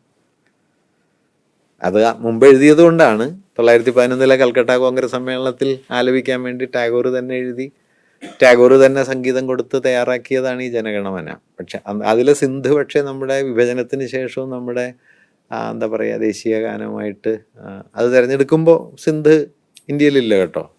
കോൺസ്റ്റിറ്റ്യൂൻ്റ് അസംബ്ലി ജനഗണമനയെ ദേശീയഗാനമായി തീരുമാനിക്കുന്ന സമയത്ത് സിന്ധ് പാകിസ്ഥാനിലായി കഴിഞ്ഞിരുന്നു. എന്നിട്ടും പക്ഷെ അതാണ് തീരുമാനിച്ചത്. ഞാൻ പറയുന്നത് ആ ദേശീയത എന്ന് പറയുന്നത് മനുഷ്യരെ അകറ്റുന്ന ഒരു പണിയാവരുതെന്നും മനുഷ്യരെ കൂട്ടിയിണക്കുന്ന ചേർത്ത് നിർത്തുന്ന ഒന്നാകണമെന്നുമുള്ളൊരു കാഴ്ചപ്പാട് ദേശീയതാ സങ്കല്പത്തിലുണ്ടായിരുന്നു ഒരു ഘട്ടത്തിൽ. പക്ഷെ പിന്നെ പിന്നെ ആ ദേശീയതാ സങ്കല്പം മനുഷ്യരെ വിഭജിക്കുന്ന ഒരു യുക്തിയായി. രണ്ടാം ലോക യുദ്ധത്തിൻ്റെ സമയത്ത് ദേശീയത മനുഷ്യരെ വലിയ തോതിൽ ഭ്രാന്തരാക്കുമെന്ന തിരിച്ചറിവുണ്ടായിരുന്നു. ദേശീയതയാണ് ഫാഷിസത്തിൻ്റെ അടിസ്ഥാനമായി തീർന്നത്. അതുകൊണ്ട് ദേശീയതയുടെ ഇടുക്കങ്ങളെ മുഴുവൻ ഭേദിക്കണമെന്നും ദേശീയത നാഷണലിസം എപ്പോഴും ഇൻ്റർനാഷണലിസത്തിലേക്ക് വികസിക്കണമെന്നും ഉള്ള ഒരാശയം ഉണ്ടായിരുന്നു. കേരളത്തിലെ ആശയം ഏറ്റവും കൗതുകകരമായി അവതരിപ്പിച്ച ഒരാൾ കേസരി ബാലകൃഷ്ണപിള്ളയാണ്. ദേശീയ പ്രസ്ഥാനത്തിൻ്റെ സമയത്ത് വള്ളത്തോൾ കവിത എഴുതി, ഭാരതം എന്ന പേർ കേട്ടാൽ അഭിമാനപൂരിതമാകണം അന്തരംഗം, കേരളം എന്ന് കേട്ടാൽ തിളക്കണം ചോര നമുക്ക് ഞരമ്പുകളിൽ. അപ്പോൾ കേസരി അതിനെക്കുറിച്ച് ചോദിച്ചത് അപ്പോൾ തൃശ്ശൂരിൽ നിന്ന് കേട്ടാൽ എന്ത് ചെയ്യും എന്നാണ്. അതൊരു തമാശ ചോദ്യമാണെങ്കിൽ അതിലൊരു പ്രോബ്ലം ഉണ്ട്. കാരണം ഭാരതം എന്ന് കേൾക്കുമ്പോൾ ഉള്ളതിനേക്കാൾ കൂടുതൽ വികാരം ഉണ്ടല്ലോ കേരളം എന്ന് കേൾക്കുമ്പോൾ. അപ്പോൾ തൃശ്ശൂർ എന്ന് കേൾക്കുമ്പോൾ കുറച്ചുകൂടി കൂടുമല്ലോ. അപ്പോൾ പോയി അവനവൻ്റെ തറവാട്ട് പേര് കേൾക്കുമ്പോൾ നിക്കക്കളി ഇല്ലാണ്ടാവും. ആ ഭ്രാന്താണോ വേണ്ടത്? അതായത് അവിടെ നിന്ന് ഇങ്ങോട്ടാണോ ഇവിടെ നിന്ന് അങ്ങോട്ടാണോ? നിങ്ങൾ നിൽക്കുന്നിടത്ത് നിന്ന് ലോകത്തോളം വിടരുകയാണോ, ലോകത്തിൽ നിന്ന് നിങ്ങളിലേക്ക് ചുരുങ്ങുകയാണോ? ഇതൊരു ഫണ്ടമെൻ്റൽ ക്വസ്റ്റ്യൻ ആയിരുന്നു. അതിൽ നിന്നിടത്ത് നിന്ന് ലോകത്തോളം ടെക്നോളജിക്കലി നമ്മൾ വളർന്നു. പക്ഷെ ആ വളർച്ചയ്ക്ക് അവബോധപരമായൊരു തുടർച്ച ഉണ്ടായില്ല. അതാണ് നമ്മുടെ ആധുനികതയുടെ ഒരു ക്രൈസിസ് എന്ന് പറയുന്നത്. നമ്മൾ ആധുനികരാണെന്ന് പറയുന്നത് മിക്കവാറും ഇൻസ്ട്രുമെൻ്റലായ തലത്തിലാണ്, അണ്ടർസ്റ്റാൻഡിങ്ങിൻ്റെ തലത്തിലല്ല. അണ്ടർസ്റ്റാൻഡിങ്ങിൻ്റെ തലത്തിൽ ആധുനികരാണെങ്കിൽ നമ്മൾ ഈ ആധുനികത നമുക്ക് സമ്മാനിച്ച അറിവുകളെ മുഴുവൻ അനുഭവമാക്കണം. അനുഭവമാക്കി കഴിഞ്ഞാൽ നിങ്ങളുടെ പൂർവ്വഗാമി ആഫ്രിക്കയിൽ നിന്ന് പുറപ്പെട്ട ഒരു ഹോമോസാപ്പിയനിലേക്ക് എത്തി തുടങ്ങിയിട്ടുള്ള ഒരു ഘട്ടത്തിൽ മനുഷ്യൻ പുറപ്പെട്ട ഒരാളായിരുന്നു നമ്മുടെ പൂർവികരെന്ന് മനസ്സിലാക്കിയാൽ പിന്നെ ഈ അഭിമാനങ്ങളൊക്കെ വളരെ പെട്ടെന്ന് അവസാനിക്കും. പിന്നെ നമ്മളെന്ന് പറയുന്നത് എന്തെല്ലാം പാരമ്പര്യങ്ങൾ കൂടിക്കലർന്ന് ഉണ്ടായതാണ് എന്നും നമുക്ക് കാണാൻ പറ്റും. ഇപ്പം ഇന്ത്യയിലെ ധാരാളം പേര് ഏറ്റവും കൂടുതൽ ധരിക്കുന്ന വസ്ത്രമാണല്ലോ ഈ കുർത്ത. ഇത് ഇൻഡോ പാർത്തിയന്മാർ എന്ന് പറയുന്നൊരു വിഭാഗം അലക്സാണ്ടർക്ക് ശേഷം ഇന്ത്യയിലേക്ക് വന്ന സമയത്ത് അവർ കൊണ്ടുവന്നൊരു വസ്ത്രരൂപമാണ്. അവരാണ് ഈ തലയെക്കെട്ടുമൊക്കെ വന്നത്. അതാണ് നമ്മുടെ വിവേകാനന്ദൻ്റെ, ഡോക്ടർ എസ് രാധാകൃഷ്ണൻ്റെ ഒക്കെ തലയിലൊക്കെ ഇട്ടുണ്ടല്ലോ, അങ്ങനെ വന്നതാണ്. ആ തലയെക്കെട്ട് അഴിച്ചിട്ടാണ് കേട്ടത് ഷാള്. അപ്പോൾ അതുകൊണ്ട് നിങ്ങളൊരു കുർത്ത ധരിച്ച് കേരളത്തിലെ ഒരു ഗ്രാമത്തിൽ ജീവിക്കുന്ന സമയത്ത് വലിയ ഒരു ചരിത്രമുണ്ട് അതിലൊക്കെ കൗതുകമുള്ള കാര്യമാണ്. ഇപ്പം നമ്മൾ ഈ വാച്ചിൽ 60 മിനിറ്റ് 60 സെക്കൻഡ് എന്നൊക്കെയാണല്ലോ. നമ്മൾ ശ്രദ്ധിച്ചിട്ടുണ്ട്. ഈ 60 എന്നുള്ളത് നമ്മുടെ സംഖ്യാസമ്പ്രദായത്തിലൊരു ബേസിക് യൂണിറ്റേ അല്ല. നമ്മൾ 10, 100, 1000 എന്നാണല്ലോ എണ്ണി പോവുക ലോകത്ത് മുഴുവൻ. 60നെ സംഖ്യയിലെ ഒരു ബേസിക് യൂണിറ്റാക്കി മാറ്റിയത് പ്രാചീന സുമേറിയക്കാരാണ്. ഏതാണ്ട് ക്രിസ്തുവിന് ഒരു 4000 കൊല്ലം മുമ്പ് മുതൽ സുമേറിയ, അസീറിയ, ബാബിലോണിയ എന്നൊക്കെ വിളിക്കുന്ന പ്രദേശത്ത് വികസിച്ച് വന്ന സംഖ്യാസമ്പ്രദായത്തിലാണ് 60 ഒരു ബേസിക് യൂണിറ്റ് ആയത്. അവരുടെ കാലഗണനയിലാണ് 60 വന്നത്. അതാണ് ഇപ്പോൾ വാച്ചിലെ സമയമായിട്ട്. ഇപ്പം എത്രയാ, 7:55 എന്ന് പറയുന്ന സമയത്ത് വാസ്തവത്തിൽ 6000 കൊല്ലം മുമ്പ് തുടങ്ങിയ ഒരു സുമേറിയൻ പാരമ്പര്യത്തിൻ്റെ ഇപ്പുറത്തിരുന്നിട്ടാണ് നാം കാലത്തെ മനസ്സിലാക്കുന്നത്. നോക്കൂ, സാർവദേശീയത എന്ന് പറയുന്നത് നിങ്ങൾ ഇവിടെ വന്നിരിക്കുമ്പോൾ ഉണ്ടാവണതല്ല. സാർവദേശീയ നിങ്ങൾ വീട്ടിലിരിക്കുമ്പോഴും ഉണ്ട്. Because to be is to be universal എന്നാണ്. മനുഷ്യനായിരിക്കുക എന്ന് പറയുന്നതിൻ്റെ അർത്ഥം തന്നെ സാർവദേശീയമായിരിക്കുക എന്നാണ്. അത് വസ്ത്രത്തിലുണ്ടാവും, ഭക്ഷണത്തിലുണ്ടാവും, സമയത്തിലുണ്ടാവും, ദൈവത്തിലുണ്ടാവും, എല്ലാറ്റിലും ഉണ്ടാവും. നമ്മുടെ എന്ന് വിളിക്കുന്ന ദൈവങ്ങളൊക്കെ ലോകത്തിൻ്റെ പല കോണിലും വേറെ രൂപത്തിൽ നടക്കണ്ടാവും. ഇപ്പം കാലിൽ അമ്പുകൊണ്ട് മരിക്കുന്ന ഒരു ദൈവം കൃഷ്ണനാണ്. കാലിൽ അമ്പുകൊണ്ട് മരിക്കുന്ന വേറൊരു ദൈവമാണ് അക്കിലസ്. മൂപ്പര് ഗ്രീസിലായിരുന്നു. മകനെ ഉളിയെറിഞ്ഞ് കൊന്ന ഒരാശാരി കേരളത്തിലുണ്ട്, ഉളിയന്നൂർ പെരുന്തച്ചൻ. അതുപോലെ തന്നെ ഒരു തച്ചൻ ക്രീറ്റിലുണ്ട്. മധ്യധരണ്യാഴിയുടെ നടുവിലൊരു ചെറിയ ദ്വീപാണ് ക്രീറ്റ് എന്ന് പറയുന്നത്. അവിടെ ഒരു തച്ചനുണ്ട്. നമ്മുടെ നാരായണത്ത് ഭ്രാന്തനെ പോലെ ഒരു ഭ്രാന്തൻ പ്രാചീന ഗ്രീസിലുണ്ടായിരുന്നു, സിസിഫിസ് എന്നാണ്. 2 മരത്തിൽ കയറാൻ പറഞ്ഞ 1 മരത്തിൽ കയറാൻ പറഞ്ഞാൽ 2 മരത്തിൽ പപ്പാതി കയറും. അരയരെ ഒന്നായല്ലോ. അങ്ങനെ ജീവിതത്തിൻ്റെ ഒരു നിരർത്ഥകതയെ ആവിഷ്കരിക്കാൻ നാരായണത്തുറാന്തൻ ഒരു നിലയ്ക്ക്, സിസിഫത്ത് വേറൊരു നിലയ്ക്ക്, അങ്ങനെ ഒരുപാട് കാര്യങ്ങൾ. അപ്പം ഞാൻ പറഞ്ഞു തന്നെ എന്താണെന്ന് വെച്ച് കഴിഞ്ഞാൽ, അതുകൊണ്ട് ഐതിഹ്യങ്ങളാകട്ടെ, ഭക്ഷണമാവട്ടെ, കാലക്രമമാവട്ടെ, ദൈവസങ്കല്പമാകട്ടെ, ഇതൊക്കെ ഇപ്പം ക്രിസ്മസ് ക്രിസ്തു ജനിച്ച ദിവസമാണ് നമ്മൾ വിശ്വസിച്ച് പോരുന്ന ഐതിഹ്യം എന്ന നിലയ്ക്ക്. വാസ്തവത്തിൽ ഡിസംബറിലൊന്നും നിങ്ങൾക്കറിയാമല്ലോ, ബത്ലഹേമിലോ അവിടെയൊന്നും രാത്രി ആകാശം കാണാനോ നക്ഷത്രങ്ങളെ കാണാനോ ഒന്നും കഴിയില്ല. കനത്ത ശൈത്യത്തിൻ്റെ കാലമാണ്. വാസ്തവത്തിൽ ഈ ക്രിസ്മസ് എന്ന് പറയുന്നത് ക്രിസ്തുമതമൊക്കെ രൂപപ്പെടുന്നതിന് മുമ്പ് പേർഷ്യയിലും പ്രാചീന ഇന്ത്യയിലും കുറച്ചൊക്കെ നിലനിന്നിരുന്ന സൂര്യോത്സവമാണ്. സൂര്യാരാധന വളരെ ശക്തമായിരുന്ന സമയത്ത് അവിടെ ഉണ്ടായിരുന്ന സൂര്യൻ്റെ അയന സംക്രമണമാണ്. ഉത്തരായനത്തിൽ നിന്ന് ദക്ഷിണായനത്തിലേക്ക് സൂര്യൻ തിരിയുന്ന ദിവസമാണ് ഈ സൂര്യോത്സവമായിട്ട് ആഘോഷിച്ചു പോകുന്നത്. അത് പിന്നെ പേർഷ്യ റോമാ സാമ്രാജ്യത്തിൻ്റെ ഭാഗമായി കഴിഞ്ഞപ്പോൾ റോമാ സാമ്രാജ്യത്തിലേക്കും ഇത് പടർന്നു. റോമാ സാമ്രാജ്യം ക്രിസ്തുമതം സ്വീകരിച്ച കോൺസ്റ്റന്റൈൻ്റെ കാലത്ത് സ്വീകരിച്ചല്ലോ. അപ്പോൾ അവിടെ പ്രബലമായിരുന്ന ഉത്സവ ദിവസത്തെ മൂപ്പര് ക്രിസ്തുവിൻ്റെ ജന്മദിവസമാക്കി. അങ്ങനെയാണ് ഈ ഡിസംബർ 25 ക്രിസ്തുവിൻ്റെ ജന്മദിവസമായത്. പിന്നെ അത് യൂറോപ്പിലേക്ക് പോയി. അവിടെ വെച്ച് ഫ്രാൻസിസ് അസീസി പുൽക്കൂടും അതുപോലെ പലമാതിരി സംഗതികളൊക്കെ കൂട്ടിച്ചേർത്തു. നക്ഷത്ര വിളക്ക് വന്നു, ക്രിസ്മസ് ട്രീ വന്നു. ഇതൊക്കെ യൂറോപ്പിൽ നിന്ന് ക്രിസ്മസിന് കിട്ടുന്ന എക്സ്റ്റൻഷൻസാണ്. ഇതെല്ലാം കൂടി ഇപ്പോൾ നമ്മുടെ വീട്ടുമുറ്റത്തും വന്നു.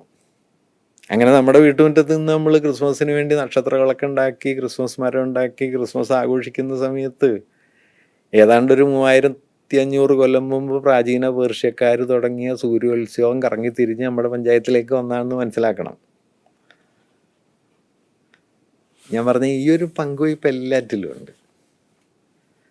ആ പങ്കുവയ്പ്പിനെ നമ്മൾ വാസ്തവത്തിൽ അനുഭവിക്കുന്നുണ്ടോ എന്നതാണ് ഞാനിത് ഉന്നയിക്കാൻ കാരണം. എന്താണെന്ന് വെച്ച് കഴിഞ്ഞാൽ, അങ്ങനെ അനുഭവിച്ചാൽ മാത്രമാണ് വാസ്തവത്തിൽ അറിവെന്ന് പറയുന്നത് ഒരു നിരർത്ഥക വസ്തു അല്ലാണ്ടായിത്തീരുള്ളൂ.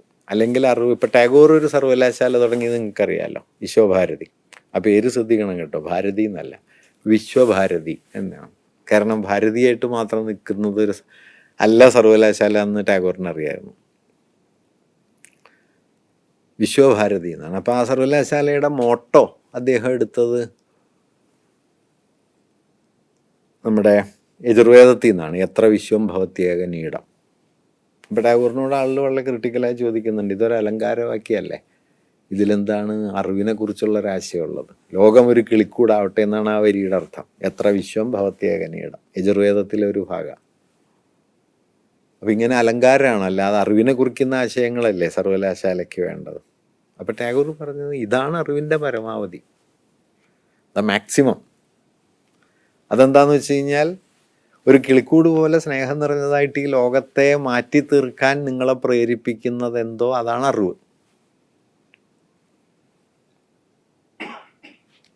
അതല്ലാത്തതെല്ലാം അറിവല്ല എന്നല്ല. അറിവിലേക്കുള്ള നമ്മുടെ വഴിയിൽ നമുക്ക് ബിരുദങ്ങൾ, തൊഴിൽ, സമ്പത്ത്, പദവി അതെല്ലാം കിട്ടും, അതൊന്നും കുറ്റമൊന്നുമല്ല. പക്ഷെ ഇവിടേക്ക് എത്തണം. ഈ പോയിന്റ് മിസ് ചെയ്ത് കഴിഞ്ഞാൽ അറിവ് മിസ് ചെയ്യും എന്ന് ടാഗോർ അന്ന് പറയുന്നുണ്ട്. ഇപ്പം മൂപ്പരുടെ പടം അവിടെ ഇല്ല കേട്ടോ, മറ്റേ പുള്ളിയുടെ പടം. ടാഗോർ പുറത്ത്, മൂപ്പരകത്തായി. മൂപ്പരാണെങ്കിൽ ഇപ്പം ദൈവമാണെന്നാണ് കഴിഞ്ഞ 2000 ദിവസമായിട്ട് പറയണത്. എന്തെല്ലാം കേട്ടു വേണം ഈ ജീവിതം അവസാനിക്കാൻ എന്നുള്ളതാണ് നമ്മുടെയൊക്കെ ഒരു കൗതുകം. നമുക്ക് ഇതൊക്കെ വിശ്വസിക്കുന്ന ആളുകൾ ഈ രാജ്യത്തുണ്ടാവും. അതാണ്, അതിൽ MSc-ക്കാരും ഉണ്ടാവും, അതിൽ PhD ഒക്കെ എടുത്ത ആളുണ്ടാവും. ഇപ്പോൾ കോവിഡ് വന്ന സമയത്ത് പാട്ട കൊട്ടിയാൽ കോവിഡ് പോകുമെന്ന് പറഞ്ഞിട്ട് കൊട്ടിയില്ലേ, വിളക്ക് കത്തിച്ച് വെച്ചില്ലേ, എന്ത് ഭ്രാന്തും നടക്കും. അതാണ് അറിവ് പാഴായി പോകുന്നു എന്ന് ഞാൻ പറയുന്നതിൻ്റെ അർത്ഥം.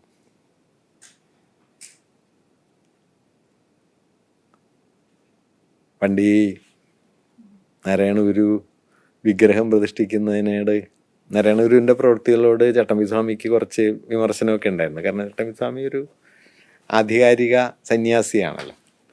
ഇപ്പോൾ ഗുരുവാണെങ്കിൽ പല പണി ചെയ്യുന്ന ആളാണല്ലോ.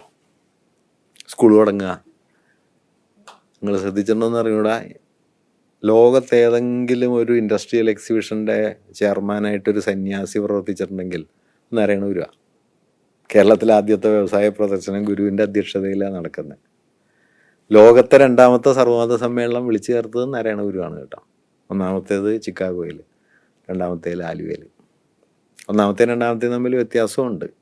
ഒന്നാമത്തേൽ ഓരോ മതക്കാരും വന്ന് അവരവരുടെ മതത്തിൻ്റെ വിശേഷം പറഞ്ഞിട്ട് പോവുകയാണ് ചെയ്തതെങ്കിൽ രണ്ടാമത്തേൽ ഒരു മതത്തിനും പ്രത്യേകിച്ച് മഹിമയൊന്നുമില്ല എന്നാണ് രണ്ടാമത്തേൽ പറഞ്ഞത്.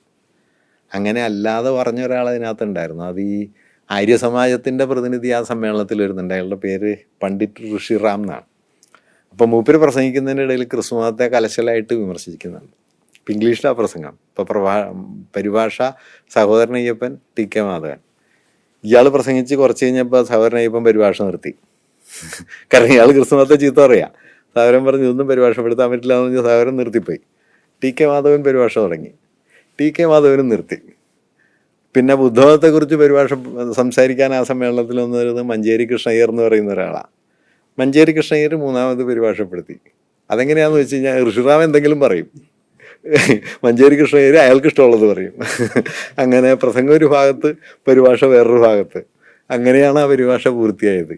അപ്പോൾ ആ സഹോദരൻ പറയുന്ന ഒരു കാര്യമുണ്ട്, ഗുരു ഇരിക്കുന്ന ഒരു സദസ്സിൽ മറ്റൊരു മതത്തെ കുറ്റം പറയാൻ പറ്റില്ല.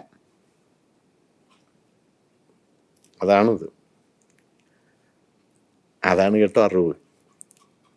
ഗുരു ഇരിക്കുന്ന ഒരു സദസ്സിൽ ഒരു മതത്തിൻ്റെ പേരിൽ മറ്റൊരു മതത്തെ കുറ്റം പറയാൻ പറ്റില്ല. അവിടെ എത്തുമ്പോഴാണ് നിങ്ങൾ എന്താ പറയുക, അദ്വൈതം എന്നൊക്കെ പറയുന്നതിൻ്റെ അനുഭവമൂല്യം വരിക. ബാക്കിയൊക്കെ വെടായിയ. അപ്പോൾ അതുകൊണ്ട് ഒരു അറിവ് അനുഭവമൂല്യമായി തീരുക എന്നുള്ളത് വാസ്തവത്തിൽ അറിവിനെ സംബന്ധിച്ച പ്രധാനപ്പെട്ട ഒരു കാര്യമാണ്. ആ ആശയം അട്ടിമറിക്കപ്പെട്ടു എന്നുള്ളതാണ് ഒരു പക്ഷേ മനുഷ്യവംശത്തെ സംബന്ധിച്ചും പ്രത്യേകിച്ച് ആധുനികതയുടെ ഘട്ടത്തിലുണ്ടായ ഏറ്റവും പ്രധാനപ്പെട്ട ഒരു വഴിതിരിവ്. അറിവൊരു ഫെറ്റിഷ് ഒബ്ജക്റ്റായി. മാർസി ഫെറ്റിഷ് എന്ന് പറയുമല്ലോ. മാർസാണ് ആ വാക്ക് ഏറ്റവും മുതലാളിത്തം ഉണ്ടാക്കുന്ന ഏറ്റവും പ്രധാനപ്പെട്ട ഷിഫ്റ്റായിട്ട് മാർസ് ഉപയോഗിച്ചത് ഈ ഫെറ്റിഷ് എന്നുള്ളതാണ്. ഒരു കേവല വസ്തു. അപ്പം അദ്ദേഹം പറയണത് മനുഷ്യരുടെ അധ്വാനത്തിൻ്റെ ഉൽപ്പന്നമാണ് എല്ലാ ചരക്കുകളും. പക്ഷെ ആ ചരക്ക് മനുഷ്യൻ്റെ ഞാൻ അധ്വാനിച്ചുണ്ടാക്കുന്നതാണ്. ഒരു കമ്പനിയിൽ ഞാൻ പണിയെടുക്കുന്നുണ്ടെങ്കിൽ ഞാൻ അധ്വാനിച്ചുണ്ടാക്കുന്നതാണ് അവിടുത്തെ ഉൽപ്പന്നം. പക്ഷെ എൻ്റെ അധ്വാനത്തിന് പുറത്ത് ഞാൻ കമ്പോളത്തിൽ നിന്ന് വില കൊടുത്ത് വാങ്ങേണ്ട ഒന്നായിട്ട് അത് മാറും. ഇങ്ങനെ എൻ്റെ അധ്വാനം തന്നെ എന്നിൽ നിന്ന് അന്യമായി തീരും. അങ്ങനെ അന്യമായി തീർന്ന വസ്തുക്കളുടെ ഒരു കൂമ്പാരമായിട്ട് ലോകം മാറിത്തീരും. മാർസ് പിന്നെ മനോഹരമായ ഒരു പ്രയോഗം നടത്തുന്നുണ്ട്, two many useful things and too many useless men എന്നാണ്.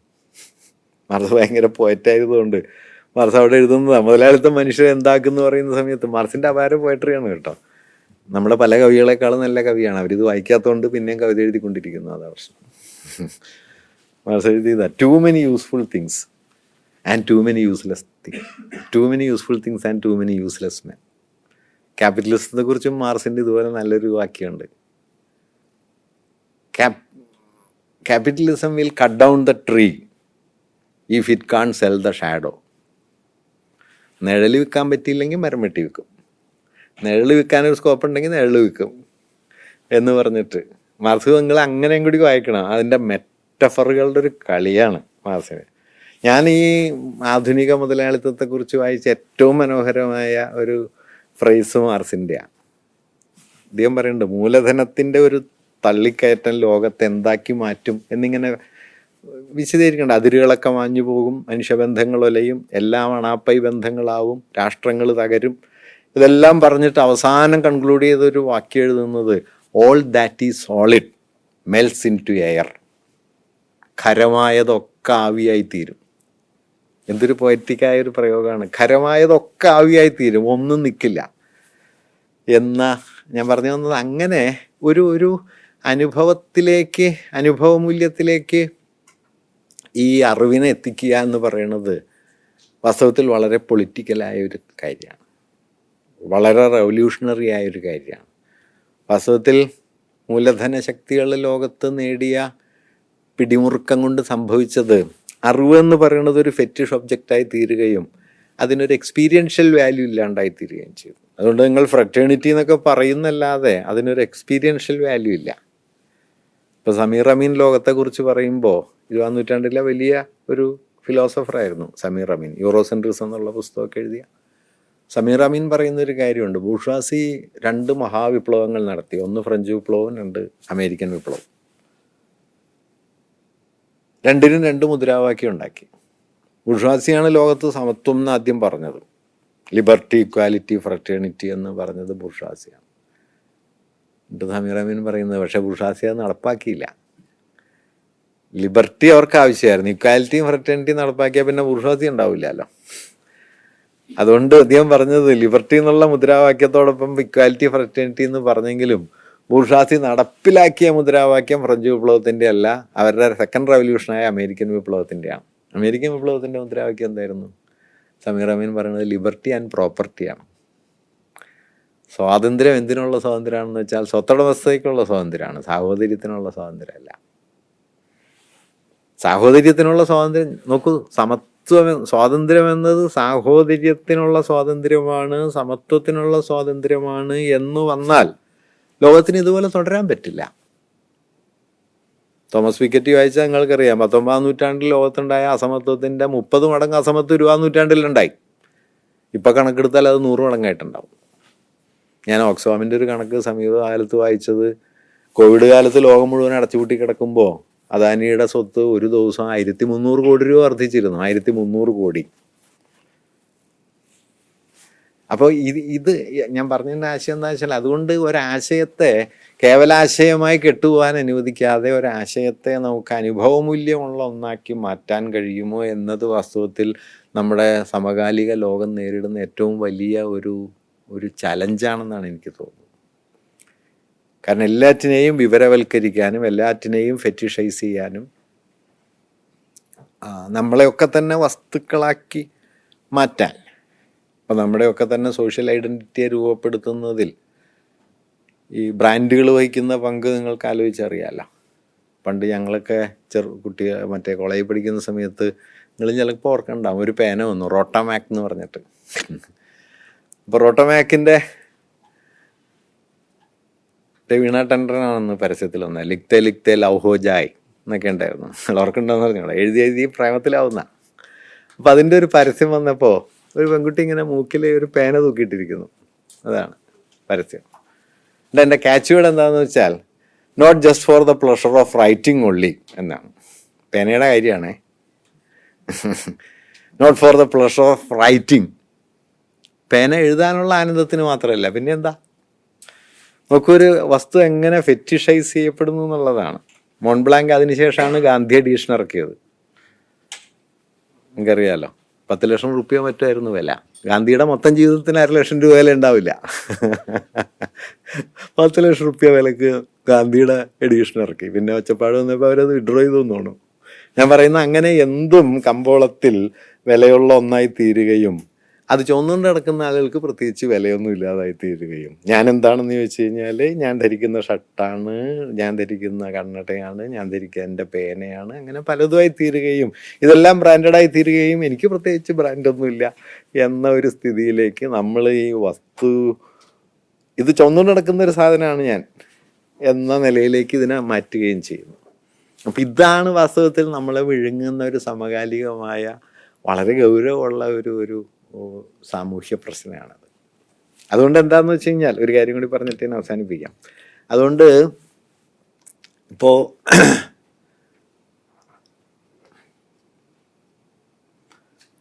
വളരെ ഉന്നതമായ വിദ്യാഭ്യാസം നേടിയതിന് ശേഷവും വാസ്തവത്തിൽ അതിൻ്റെ സാമൂഹ്യ ഫലം നിൽക്കുന്നുണ്ട്. ഇപ്പം നിങ്ങൾ കേരളത്തിൽ സമീപകാലത്ത് നടന്ന സ്ത്രീധന കൊലപാതകങ്ങൾ ശ്രദ്ധിച്ചാൽ അതിൽ കാണാൻ കഴിയുന്ന ഒരു പാറ്റേൺ എന്താണെന്ന് വെച്ച് കഴിഞ്ഞാൽ, ഈ കൊലപാതകം നടത്തുന്നതൊക്കെ ഭയങ്കര പണ്ഡിതന്മാരാണ്. MSc ഉള്ള ആളുകൾ, ഡോക്ടർമാർ ഒക്കെയാണ് ഇത് നടത്തുന്നത്. വലിയ ഉദ്യോഗമുണ്ട്. സാധാരണ നിലയിൽ ഈ വീട്ടിലെ ഏറ്റവും ദാരിദ്ര്യാവസ്ഥയിലുള്ളവർ അടിപിടിയൊക്കെ ഉണ്ടാവുമായിരിക്കും, പക്ഷെ സ്ത്രീധന കൊലപാതകം ഇല്ല. മറ്റേത് അപ്പോൾ ഇവരുടെ അറിവിന് എന്ത് സംഭവിച്ചു എന്ന ചോദ്യം ഞാൻ പറഞ്ഞ വ്യക്തമല്ലേ. കാരണം ഈ അറിവിന് ഒരു നിങ്ങൾ നേടിയ അറിവ് നിങ്ങളെ സ്പർശിക്കുന്നില്ലെങ്കിൽ അതുപോലെ നിരർത്ഥകമായി തീർന്ന വേറൊരു സംഗതിയില്ല. മാത്രമല്ല അത് വളരെ വിനാശകരമായി തീരുകയും ചെയ്യും. ഐൻസ്റ്റീൻ പറഞ്ഞ പോലെ ദിസ് ഈസ് നോട്ട് മൈൻ എന്ന് മൂപ്പരെ വിളിച്ച് പറയണം.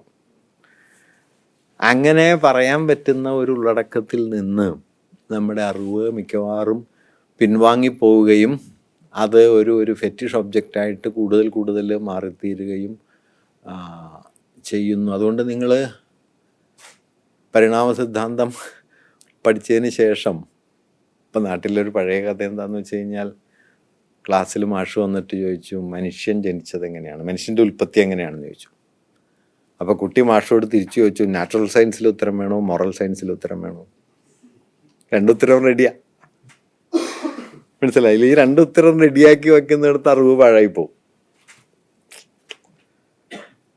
ഈ രണ്ടുത്തരവും നിങ്ങളുടെ വെക്കൽ റെഡിയായിരിക്കുന്ന സമയത്ത് നിങ്ങൾ വാസ്തവത്തിൽ അറിവില്ല എന്നാണ് അതിൻ്റെ അർത്ഥം, അല്ലാതെ അറിവുണ്ടെന്നല്ല. അറിവ് വസ്തുരൂപമായി. ഈ വസ്തുരൂപം ഇപ്പോൾ നമ്മുടെ എല്ലാ പ്രക്രിയയിലും, ഇപ്പോൾ ഇന്ത്യയിലൊക്കെ നിങ്ങൾ ശ്രദ്ധിച്ചാൽ അറിയാം, മറ്റേ JRF എന്നൊക്കെ പറയുന്ന സംഗതി ഉണ്ടല്ലോ, ജൂനിയർ റിസർച്ച് ഫെലോഷിപ്പ്. അതിന് ആളുകളെ സെലക്ട് ചെയ്യണത് എങ്ങനെയാണെന്ന് വെച്ച് കഴിഞ്ഞാൽ 100 ചോദ്യം എഴുതും. ഒബ്ജക്റ്റീവ് ക്വസ്റ്റനാണ്. ഹെഗലിൻ്റെ അമ്മായിയമ്മയുടെ പേരെന്താന്നുള്ളത് പറഞ്ഞാൽ നിങ്ങൾക്ക് ചിലപ്പോൾ മറ്റേ ഫിലോസഫിയിൽ JRF കിട്ടും. അല്ലാതെ ഒരു അനലിറ്റിക്കൽ പൊട്ടൻഷ്യൽ, ഒരു ക്രിട്ടിക്കൽ തിങ്കിങ്, ഒരു ആശയം വിശദീകരിക്കാനുള്ള ശേഷി, ഇതൊന്നുമില്ല. 10,000 ചോദ്യം കാണാതെ പഠിക്കുക, അതിൽ 100 പൂശുക, ഒത്തു. എന്തൊരു അസംബന്ധമായിരിക്കണം എന്നറിയും. ഇപ്പം ഞാൻ പഠിപ്പിക്കുന്ന സ്ഥലത്തൊക്കെ തന്നെ ചിലപ്പോൾ JRF ആയിട്ട് കുട്ടികൾ വരും. ഒരു പാരഗ്രാഫ് എഴുതാൻ പറ്റില്ല, പക്ഷെ 100-ൽ 96 മാർക്കൊക്കെയാണ്. പണ്ട് അഴീക്കോട് മാഷ് പറയുന്നുണ്ട്, എപ്പോഴും ഇൻ്റർവ്യൂവിന് പോയി കഴിഞ്ഞപ്പോൾ അപ്പുറം ഇരിക്കുന്ന ആൾക്ക് 100-ൽ 86% മാർക്ക്. അപ്പോൾ അഴീക്കോട് മാഷ് പറഞ്ഞു എനിക്ക് 54% ഉള്ളൂ, അങ്ങ് ഇവിടെ ഇരിക്കുമെന്ന് പറഞ്ഞു എന്ന് പുള്ളി ഫലിതം പറഞ്ഞത് ഞാൻ കേട്ടിട്ടുണ്ട്. എന്നതുപോലെയാണ്. അതായത് നമ്മൾ അറിവ് എന്ന് പറയുന്നതിനെ, ഇത് യാദൃച്ഛികമായിട്ട് സംഭവിക്കണമല്ലോ കേട്ടോ, ഇത് വളരെ പൊളിറ്റിക്കലായ സംഗതിയാണ്. കാരണം ക്രിട്ടിക്കൽ തിങ്കിങ് എന്ന് പറയുന്നതിനെ അസാധ്യമാക്കുകയും അറിവിനെ മുഴുവൻ ഇൻഫർമേഷൻസ്കോ സ്കിൽസോ ആയിട്ട് മാറ്റുകയും ചെയ്യുക എന്നുള്ളത് വാസ്തവത്തിൽ ഫാഷിസ്റ്റുകൾക്ക് വളരെ പ്രയോജനകരമായൊരു കാര്യമാണ്. കാരണം ഫാഷിസ്റ്റുകൾ ഏറ്റവും കൂടുതൽ സമൂഹത്തിൽ നിന്ന് ഇല്ലാതാക്കാൻ ശ്രമിക്കുന്നത് ക്രിട്ടിക്കൽ അണ്ടർസ്റ്റാൻഡിങ്ങിന്. നിങ്ങളൊരു വിഷയത്തെ അതിൻ്റെ പല ബന്ധങ്ങളിലേക്ക് വികസിപ്പിച്ച് സോഷ്യലി ഹിസ്റ്റോറിക്കലി അതിനെ മനസ്സിലാക്കുക എന്നതാണ് അവരെ സംബന്ധിച്ച് ഏറ്റവും അപകടകരമായ കാര്യം. അതുകൊണ്ട് നല്ല പണിക്കാരായിട്ട് മാറുക, നല്ല വിവരമുള്ളവരായിട്ട് മാറുക. ഈ വിവരം കൊണ്ട് എന്താ കാര്യം എന്നുള്ളത് വേറൊരു പ്രശ്നമാണ്. ഞാൻ പാരലൽ കോളേജിൽ പഠിപ്പിക്കുമ്പോൾ ഇന്നസെൻ്റ് അവിടെ ഒരിക്കൽ പ്രസംഗിക്കാൻ വന്നു. അപ്പോൾ മൂപ്പര് പറഞ്ഞു ഞാൻ 8ാം ക്ലാസ് ആയപ്പോൾ പഠിപ്പ് നിർത്തി. എന്ന് വെച്ചാൽ 8ാം ക്ലാസ് ആയപ്പോൾ എനിക്ക് കാര്യമെല്ലാം മനസ്സിലാകാത്ത ആളുകൾ 9ാം ക്ലാസ് 10ാം ക്ലാസ് MA PhD എന്നൊക്കെ പറഞ്ഞ് നടക്കുന്നു. ഇനി ഞാനെന്ത് ചെയ്യാനാണ് എന്ന് ചോദിച്ചതുപോലെ വാസ്തവത്തിൽ നിങ്ങൾ കൂടുതൽ പഠിക്കും തോറും നിങ്ങൾക്ക് തെളിച്ചം കിട്ടുന്നുണ്ടോ? ഞാൻ പറഞ്ഞ ഈ വിസ്ഡം എന്ന് പറയുന്ന ഒരറിവിന് അനുഭവമൂല്യമാകുന്നുണ്ടോ? അദ്വൈതം ഒരു സിദ്ധാന്തമല്ല, അദ്വൈതം ഒരു അനുഭവമൂല്യമാണ് എന്നിടത്ത് എത്തുന്നുണ്ടോ എന്നത് വാസ്തവത്തിൽ വലിയൊരു ചോദ്യമാണ്. അങ്ങനെയാണെങ്കിൽ നമ്മൾ ഇവിടെ ഇരിക്കുന്ന സമയത്ത് വാസ്തവത്തിൽ മനുഷ്യവംശം എന്നൊരാശയം നമ്മളെ വന്ന് തൊടണം. ഒരു ഘട്ടത്തിൽ കുറേയൊക്കെ ഉണ്ടായിരുന്നു കേട്ടോ, 100% ഒരിക്കലും ഉണ്ടായിട്ടില്ല, പക്ഷെ ഒരു ഘട്ടത്തിൽ കുറേയൊക്കെ ഉണ്ടായിരുന്നു. അതിൻ്റെ വല്ലാത്തൊരു പിൻവാങ്ങലിൻ്റെ ഘട്ടത്തിലാണ് നമ്മളിപ്പോൾ നിൽക്കുന്നതെന്ന് എനിക്ക് തോന്നുന്നു. ഒരുപക്ഷെ കൈരളിയെ പോലെയൊക്കെയുള്ള കൂട്ടായ്മകളുടെ ഒരു സാധ്യത ഈ ഒരു പങ്കുവയ്പ്പിൻ്റെ ഒരു വിശാല രൂപത്തെ സൃഷ്ടിച്ചെടുക്കാൻ നമ്മൾ ബോധപൂർവം ശ്രമിക്കുന്നു എന്നതാണ് ആ ഷെയറിങ് എന്ന് പറയുന്നത്. നോക്കൂ, ഈ ഷെയറിങ്ങിൻ്റെ അടിസ്ഥാനം നഷ്ടപ്പെട്ടാൽ പിന്നെ മാനുഷികത നിൽക്കില്ല. മറ്റൊരാളുടെ പ്രശ്നം എൻ്റെ കൂടി പ്രശ്നമാണെന്ന് എനിക്ക് കരുതാൻ പറ്റിയാൽ മാത്രമാണ് മാനവികത നിൽക്കുക. മാനവികതയുടെ അടിസ്ഥാനം എന്താണെന്ന് വെച്ച് കഴിഞ്ഞാൽ ഈ ഒരൊറ്റ കാര്യമാണ്, മറ്റൊരാളുടെ പ്രശ്നം എൻ്റേത് കൂടിയാണെന്ന് തിരിച്ചറിയലാണ്. ആ സ്പേസ് എവിടെ വെച്ച് ഇല്ലാണ്ടാവണം, അവിടെ വെച്ച് വാസ്തവത്തിൽ മാനുഷികത എന്ന് പറയുന്നത് ഇല്ലാണ്ട്. അതുകൊണ്ട് മനുഷ്യൻ എന്നുള്ള അവസ്ഥയിൽ നിൽക്കണമെങ്കിൽ നമ്മൾ ഈ ഷെയറിംഗ് എന്ന് പറയുന്നതിനെ വളരെ ഫണ്ടമെൻ്റലായൊരു പൊസിഷനായിട്ട് ഉറപ്പിക്കണം. ആ പൊസിഷനെ നിങ്ങൾക്ക് മാക്സിമം വലുതാക്കിയാൽ എത്തിച്ചേരാവുന്ന സ്ഥാനത്തെക്കുറിച്ചാണ് ടാഗോറിൻ്റെ വരി പറയണത്, എത്ര വിശ്വം ഭവത്യേകനീടം എന്നത്. അത് ചെറിയൊരു ആശയമല്ല. ഇതെന്താണെന്ന് വെച്ച് കഴിഞ്ഞാൽ ഇതൊക്കെ ഇപ്പം നമ്മുടെ നാട്ടിൽ ഈ അലങ്കാര പ്രസംഗങ്ങൾ മാത്രമായിട്ട് അവസാനിക്കുകയും ഇതൊക്കെ പ്രസംഗിക്കാൻ കൊള്ളാം, അല്ലാതെ ഇതുകൊണ്ട് വല്ല കാര്യമുണ്ടോ എന്ന് പ്രസംഗിക്കണവരടക്കം ആലോചിക്കുകയും ചെയ്യുന്ന ഒരു വിപരീതാവസ്ഥയിലാണ്. പക്ഷെ വാസ്തവത്തിൽ ഇത് വളരെ പ്രധാനപ്പെട്ട കാര്യമാണ്. കാരണം മാനുഷികതയുടെ അടിസ്ഥാനം ഈ ഷെയറിംഗ് ആണ്, പങ്കുവയ്പ്പാണ്. അത് ഫ്രം ദ വെരി ബിഗിനിങ് ജനറ്റിക്കായ സ്ട്രക്ചർ മുതൽ നമ്മുടെ എക്സിസ്റ്റൻസിൻ്റെ ഓരോ മൊമെൻറ്റിലും നമ്മളൊരു ഷെയറിംഗ് ബീയിങ് ആണ്. In the absence of sharing there is nothing. അപ്പോൾ ആ ഷെയറിങ്ങിനെ നമുക്ക് എത്രത്തോളം വലുതാക്കാൻ കഴിയും, എത്രത്തോളം മഹിമയുള്ളതാക്കാൻ കഴിയും, എത്രത്തോളം അർത്ഥമുള്ളതാക്കാൻ കഴിയുമെന്നത് നമ്മുടെ ഉണ്മയ്ക്ക് തന്നെ, നാമായിരിക്കുന്നതിന് തന്നെ എത്ര അർത്ഥം ഉണ്ടാക്കാൻ കഴിയും എന്ന ചോദ്യത്തിലോളം അത് വലുതാണ്. അപ്പം അതിനുള്ള ഇതൊരാശയമായിട്ട് അവസാനിക്കാതെ ഇതിനൊരു പ്രവൃത്തി മൂല്യം കൊടുക്കുക എന്നുള്ളതാണ് പ്രധാനപ്പെട്ട കാര്യം. അതിനുള്ള ഒരു വഴി മറ്റാരുടെയെങ്കിലും പ്രയാസങ്ങളും മറ്റാരുടെയെങ്കിലുമൊക്കെ ജീവിതവും ഒക്കെ നമ്മുടേത് കൂടിയാണ് എന്ന് അനുഭവിക്കാൻ പറ്റുക എന്നതാണ്. അങ്ങനെയുള്ളൊരു അനുഭവത്തിൻ്റെ വഴി നിശ്ചയമായിട്ടും ഈ കൂട്ടായ്മയിലുണ്ട് എന്നാണ് ഞാൻ മനസ്സിലാക്കുന്നത്. അത് കുറെ കൂടി സ്ട്രെങ്തൻ ചെയ്യാനും അത് നമ്മുടെയൊക്കെ ജീവിതത്തിൻ്റെ ഒരു ആധാരമായിട്ട് കൂടുതൽ കൂടുതൽ ഉറപ്പിച്ചെടുക്കാനും അതുവഴി നമ്മെ വിഴുങ്ങാൻ ശ്രമിക്കുന്ന ഒരു തരം ഫാഷിസ്റ്റ് പൊട്ടൻഷ്യലിനോട് എതിരിടാനും. ഈ ഫാഷിസം എന്ന് പറയുന്നത് വാസ്തവത്തിൽ ഭരണകൂട രൂപം മാത്രമല്ല കേട്ടോ, എല്ലാ സെൽഫിനകത്തും ഒരു ഫാഷിസ്റ്റ് പൊട്ടൻഷ്യലുണ്ട്. അതെങ്ങനെയാണെന്ന് വെച്ച് കഴിഞ്ഞാൽ നെഗേഷൻ ഓഫ് ദ അതറാണ്. ഞാൻ കുറേ നേരമായി നിർത്താമെന്ന് പറഞ്ഞു തുടങ്ങിയിട്ട്.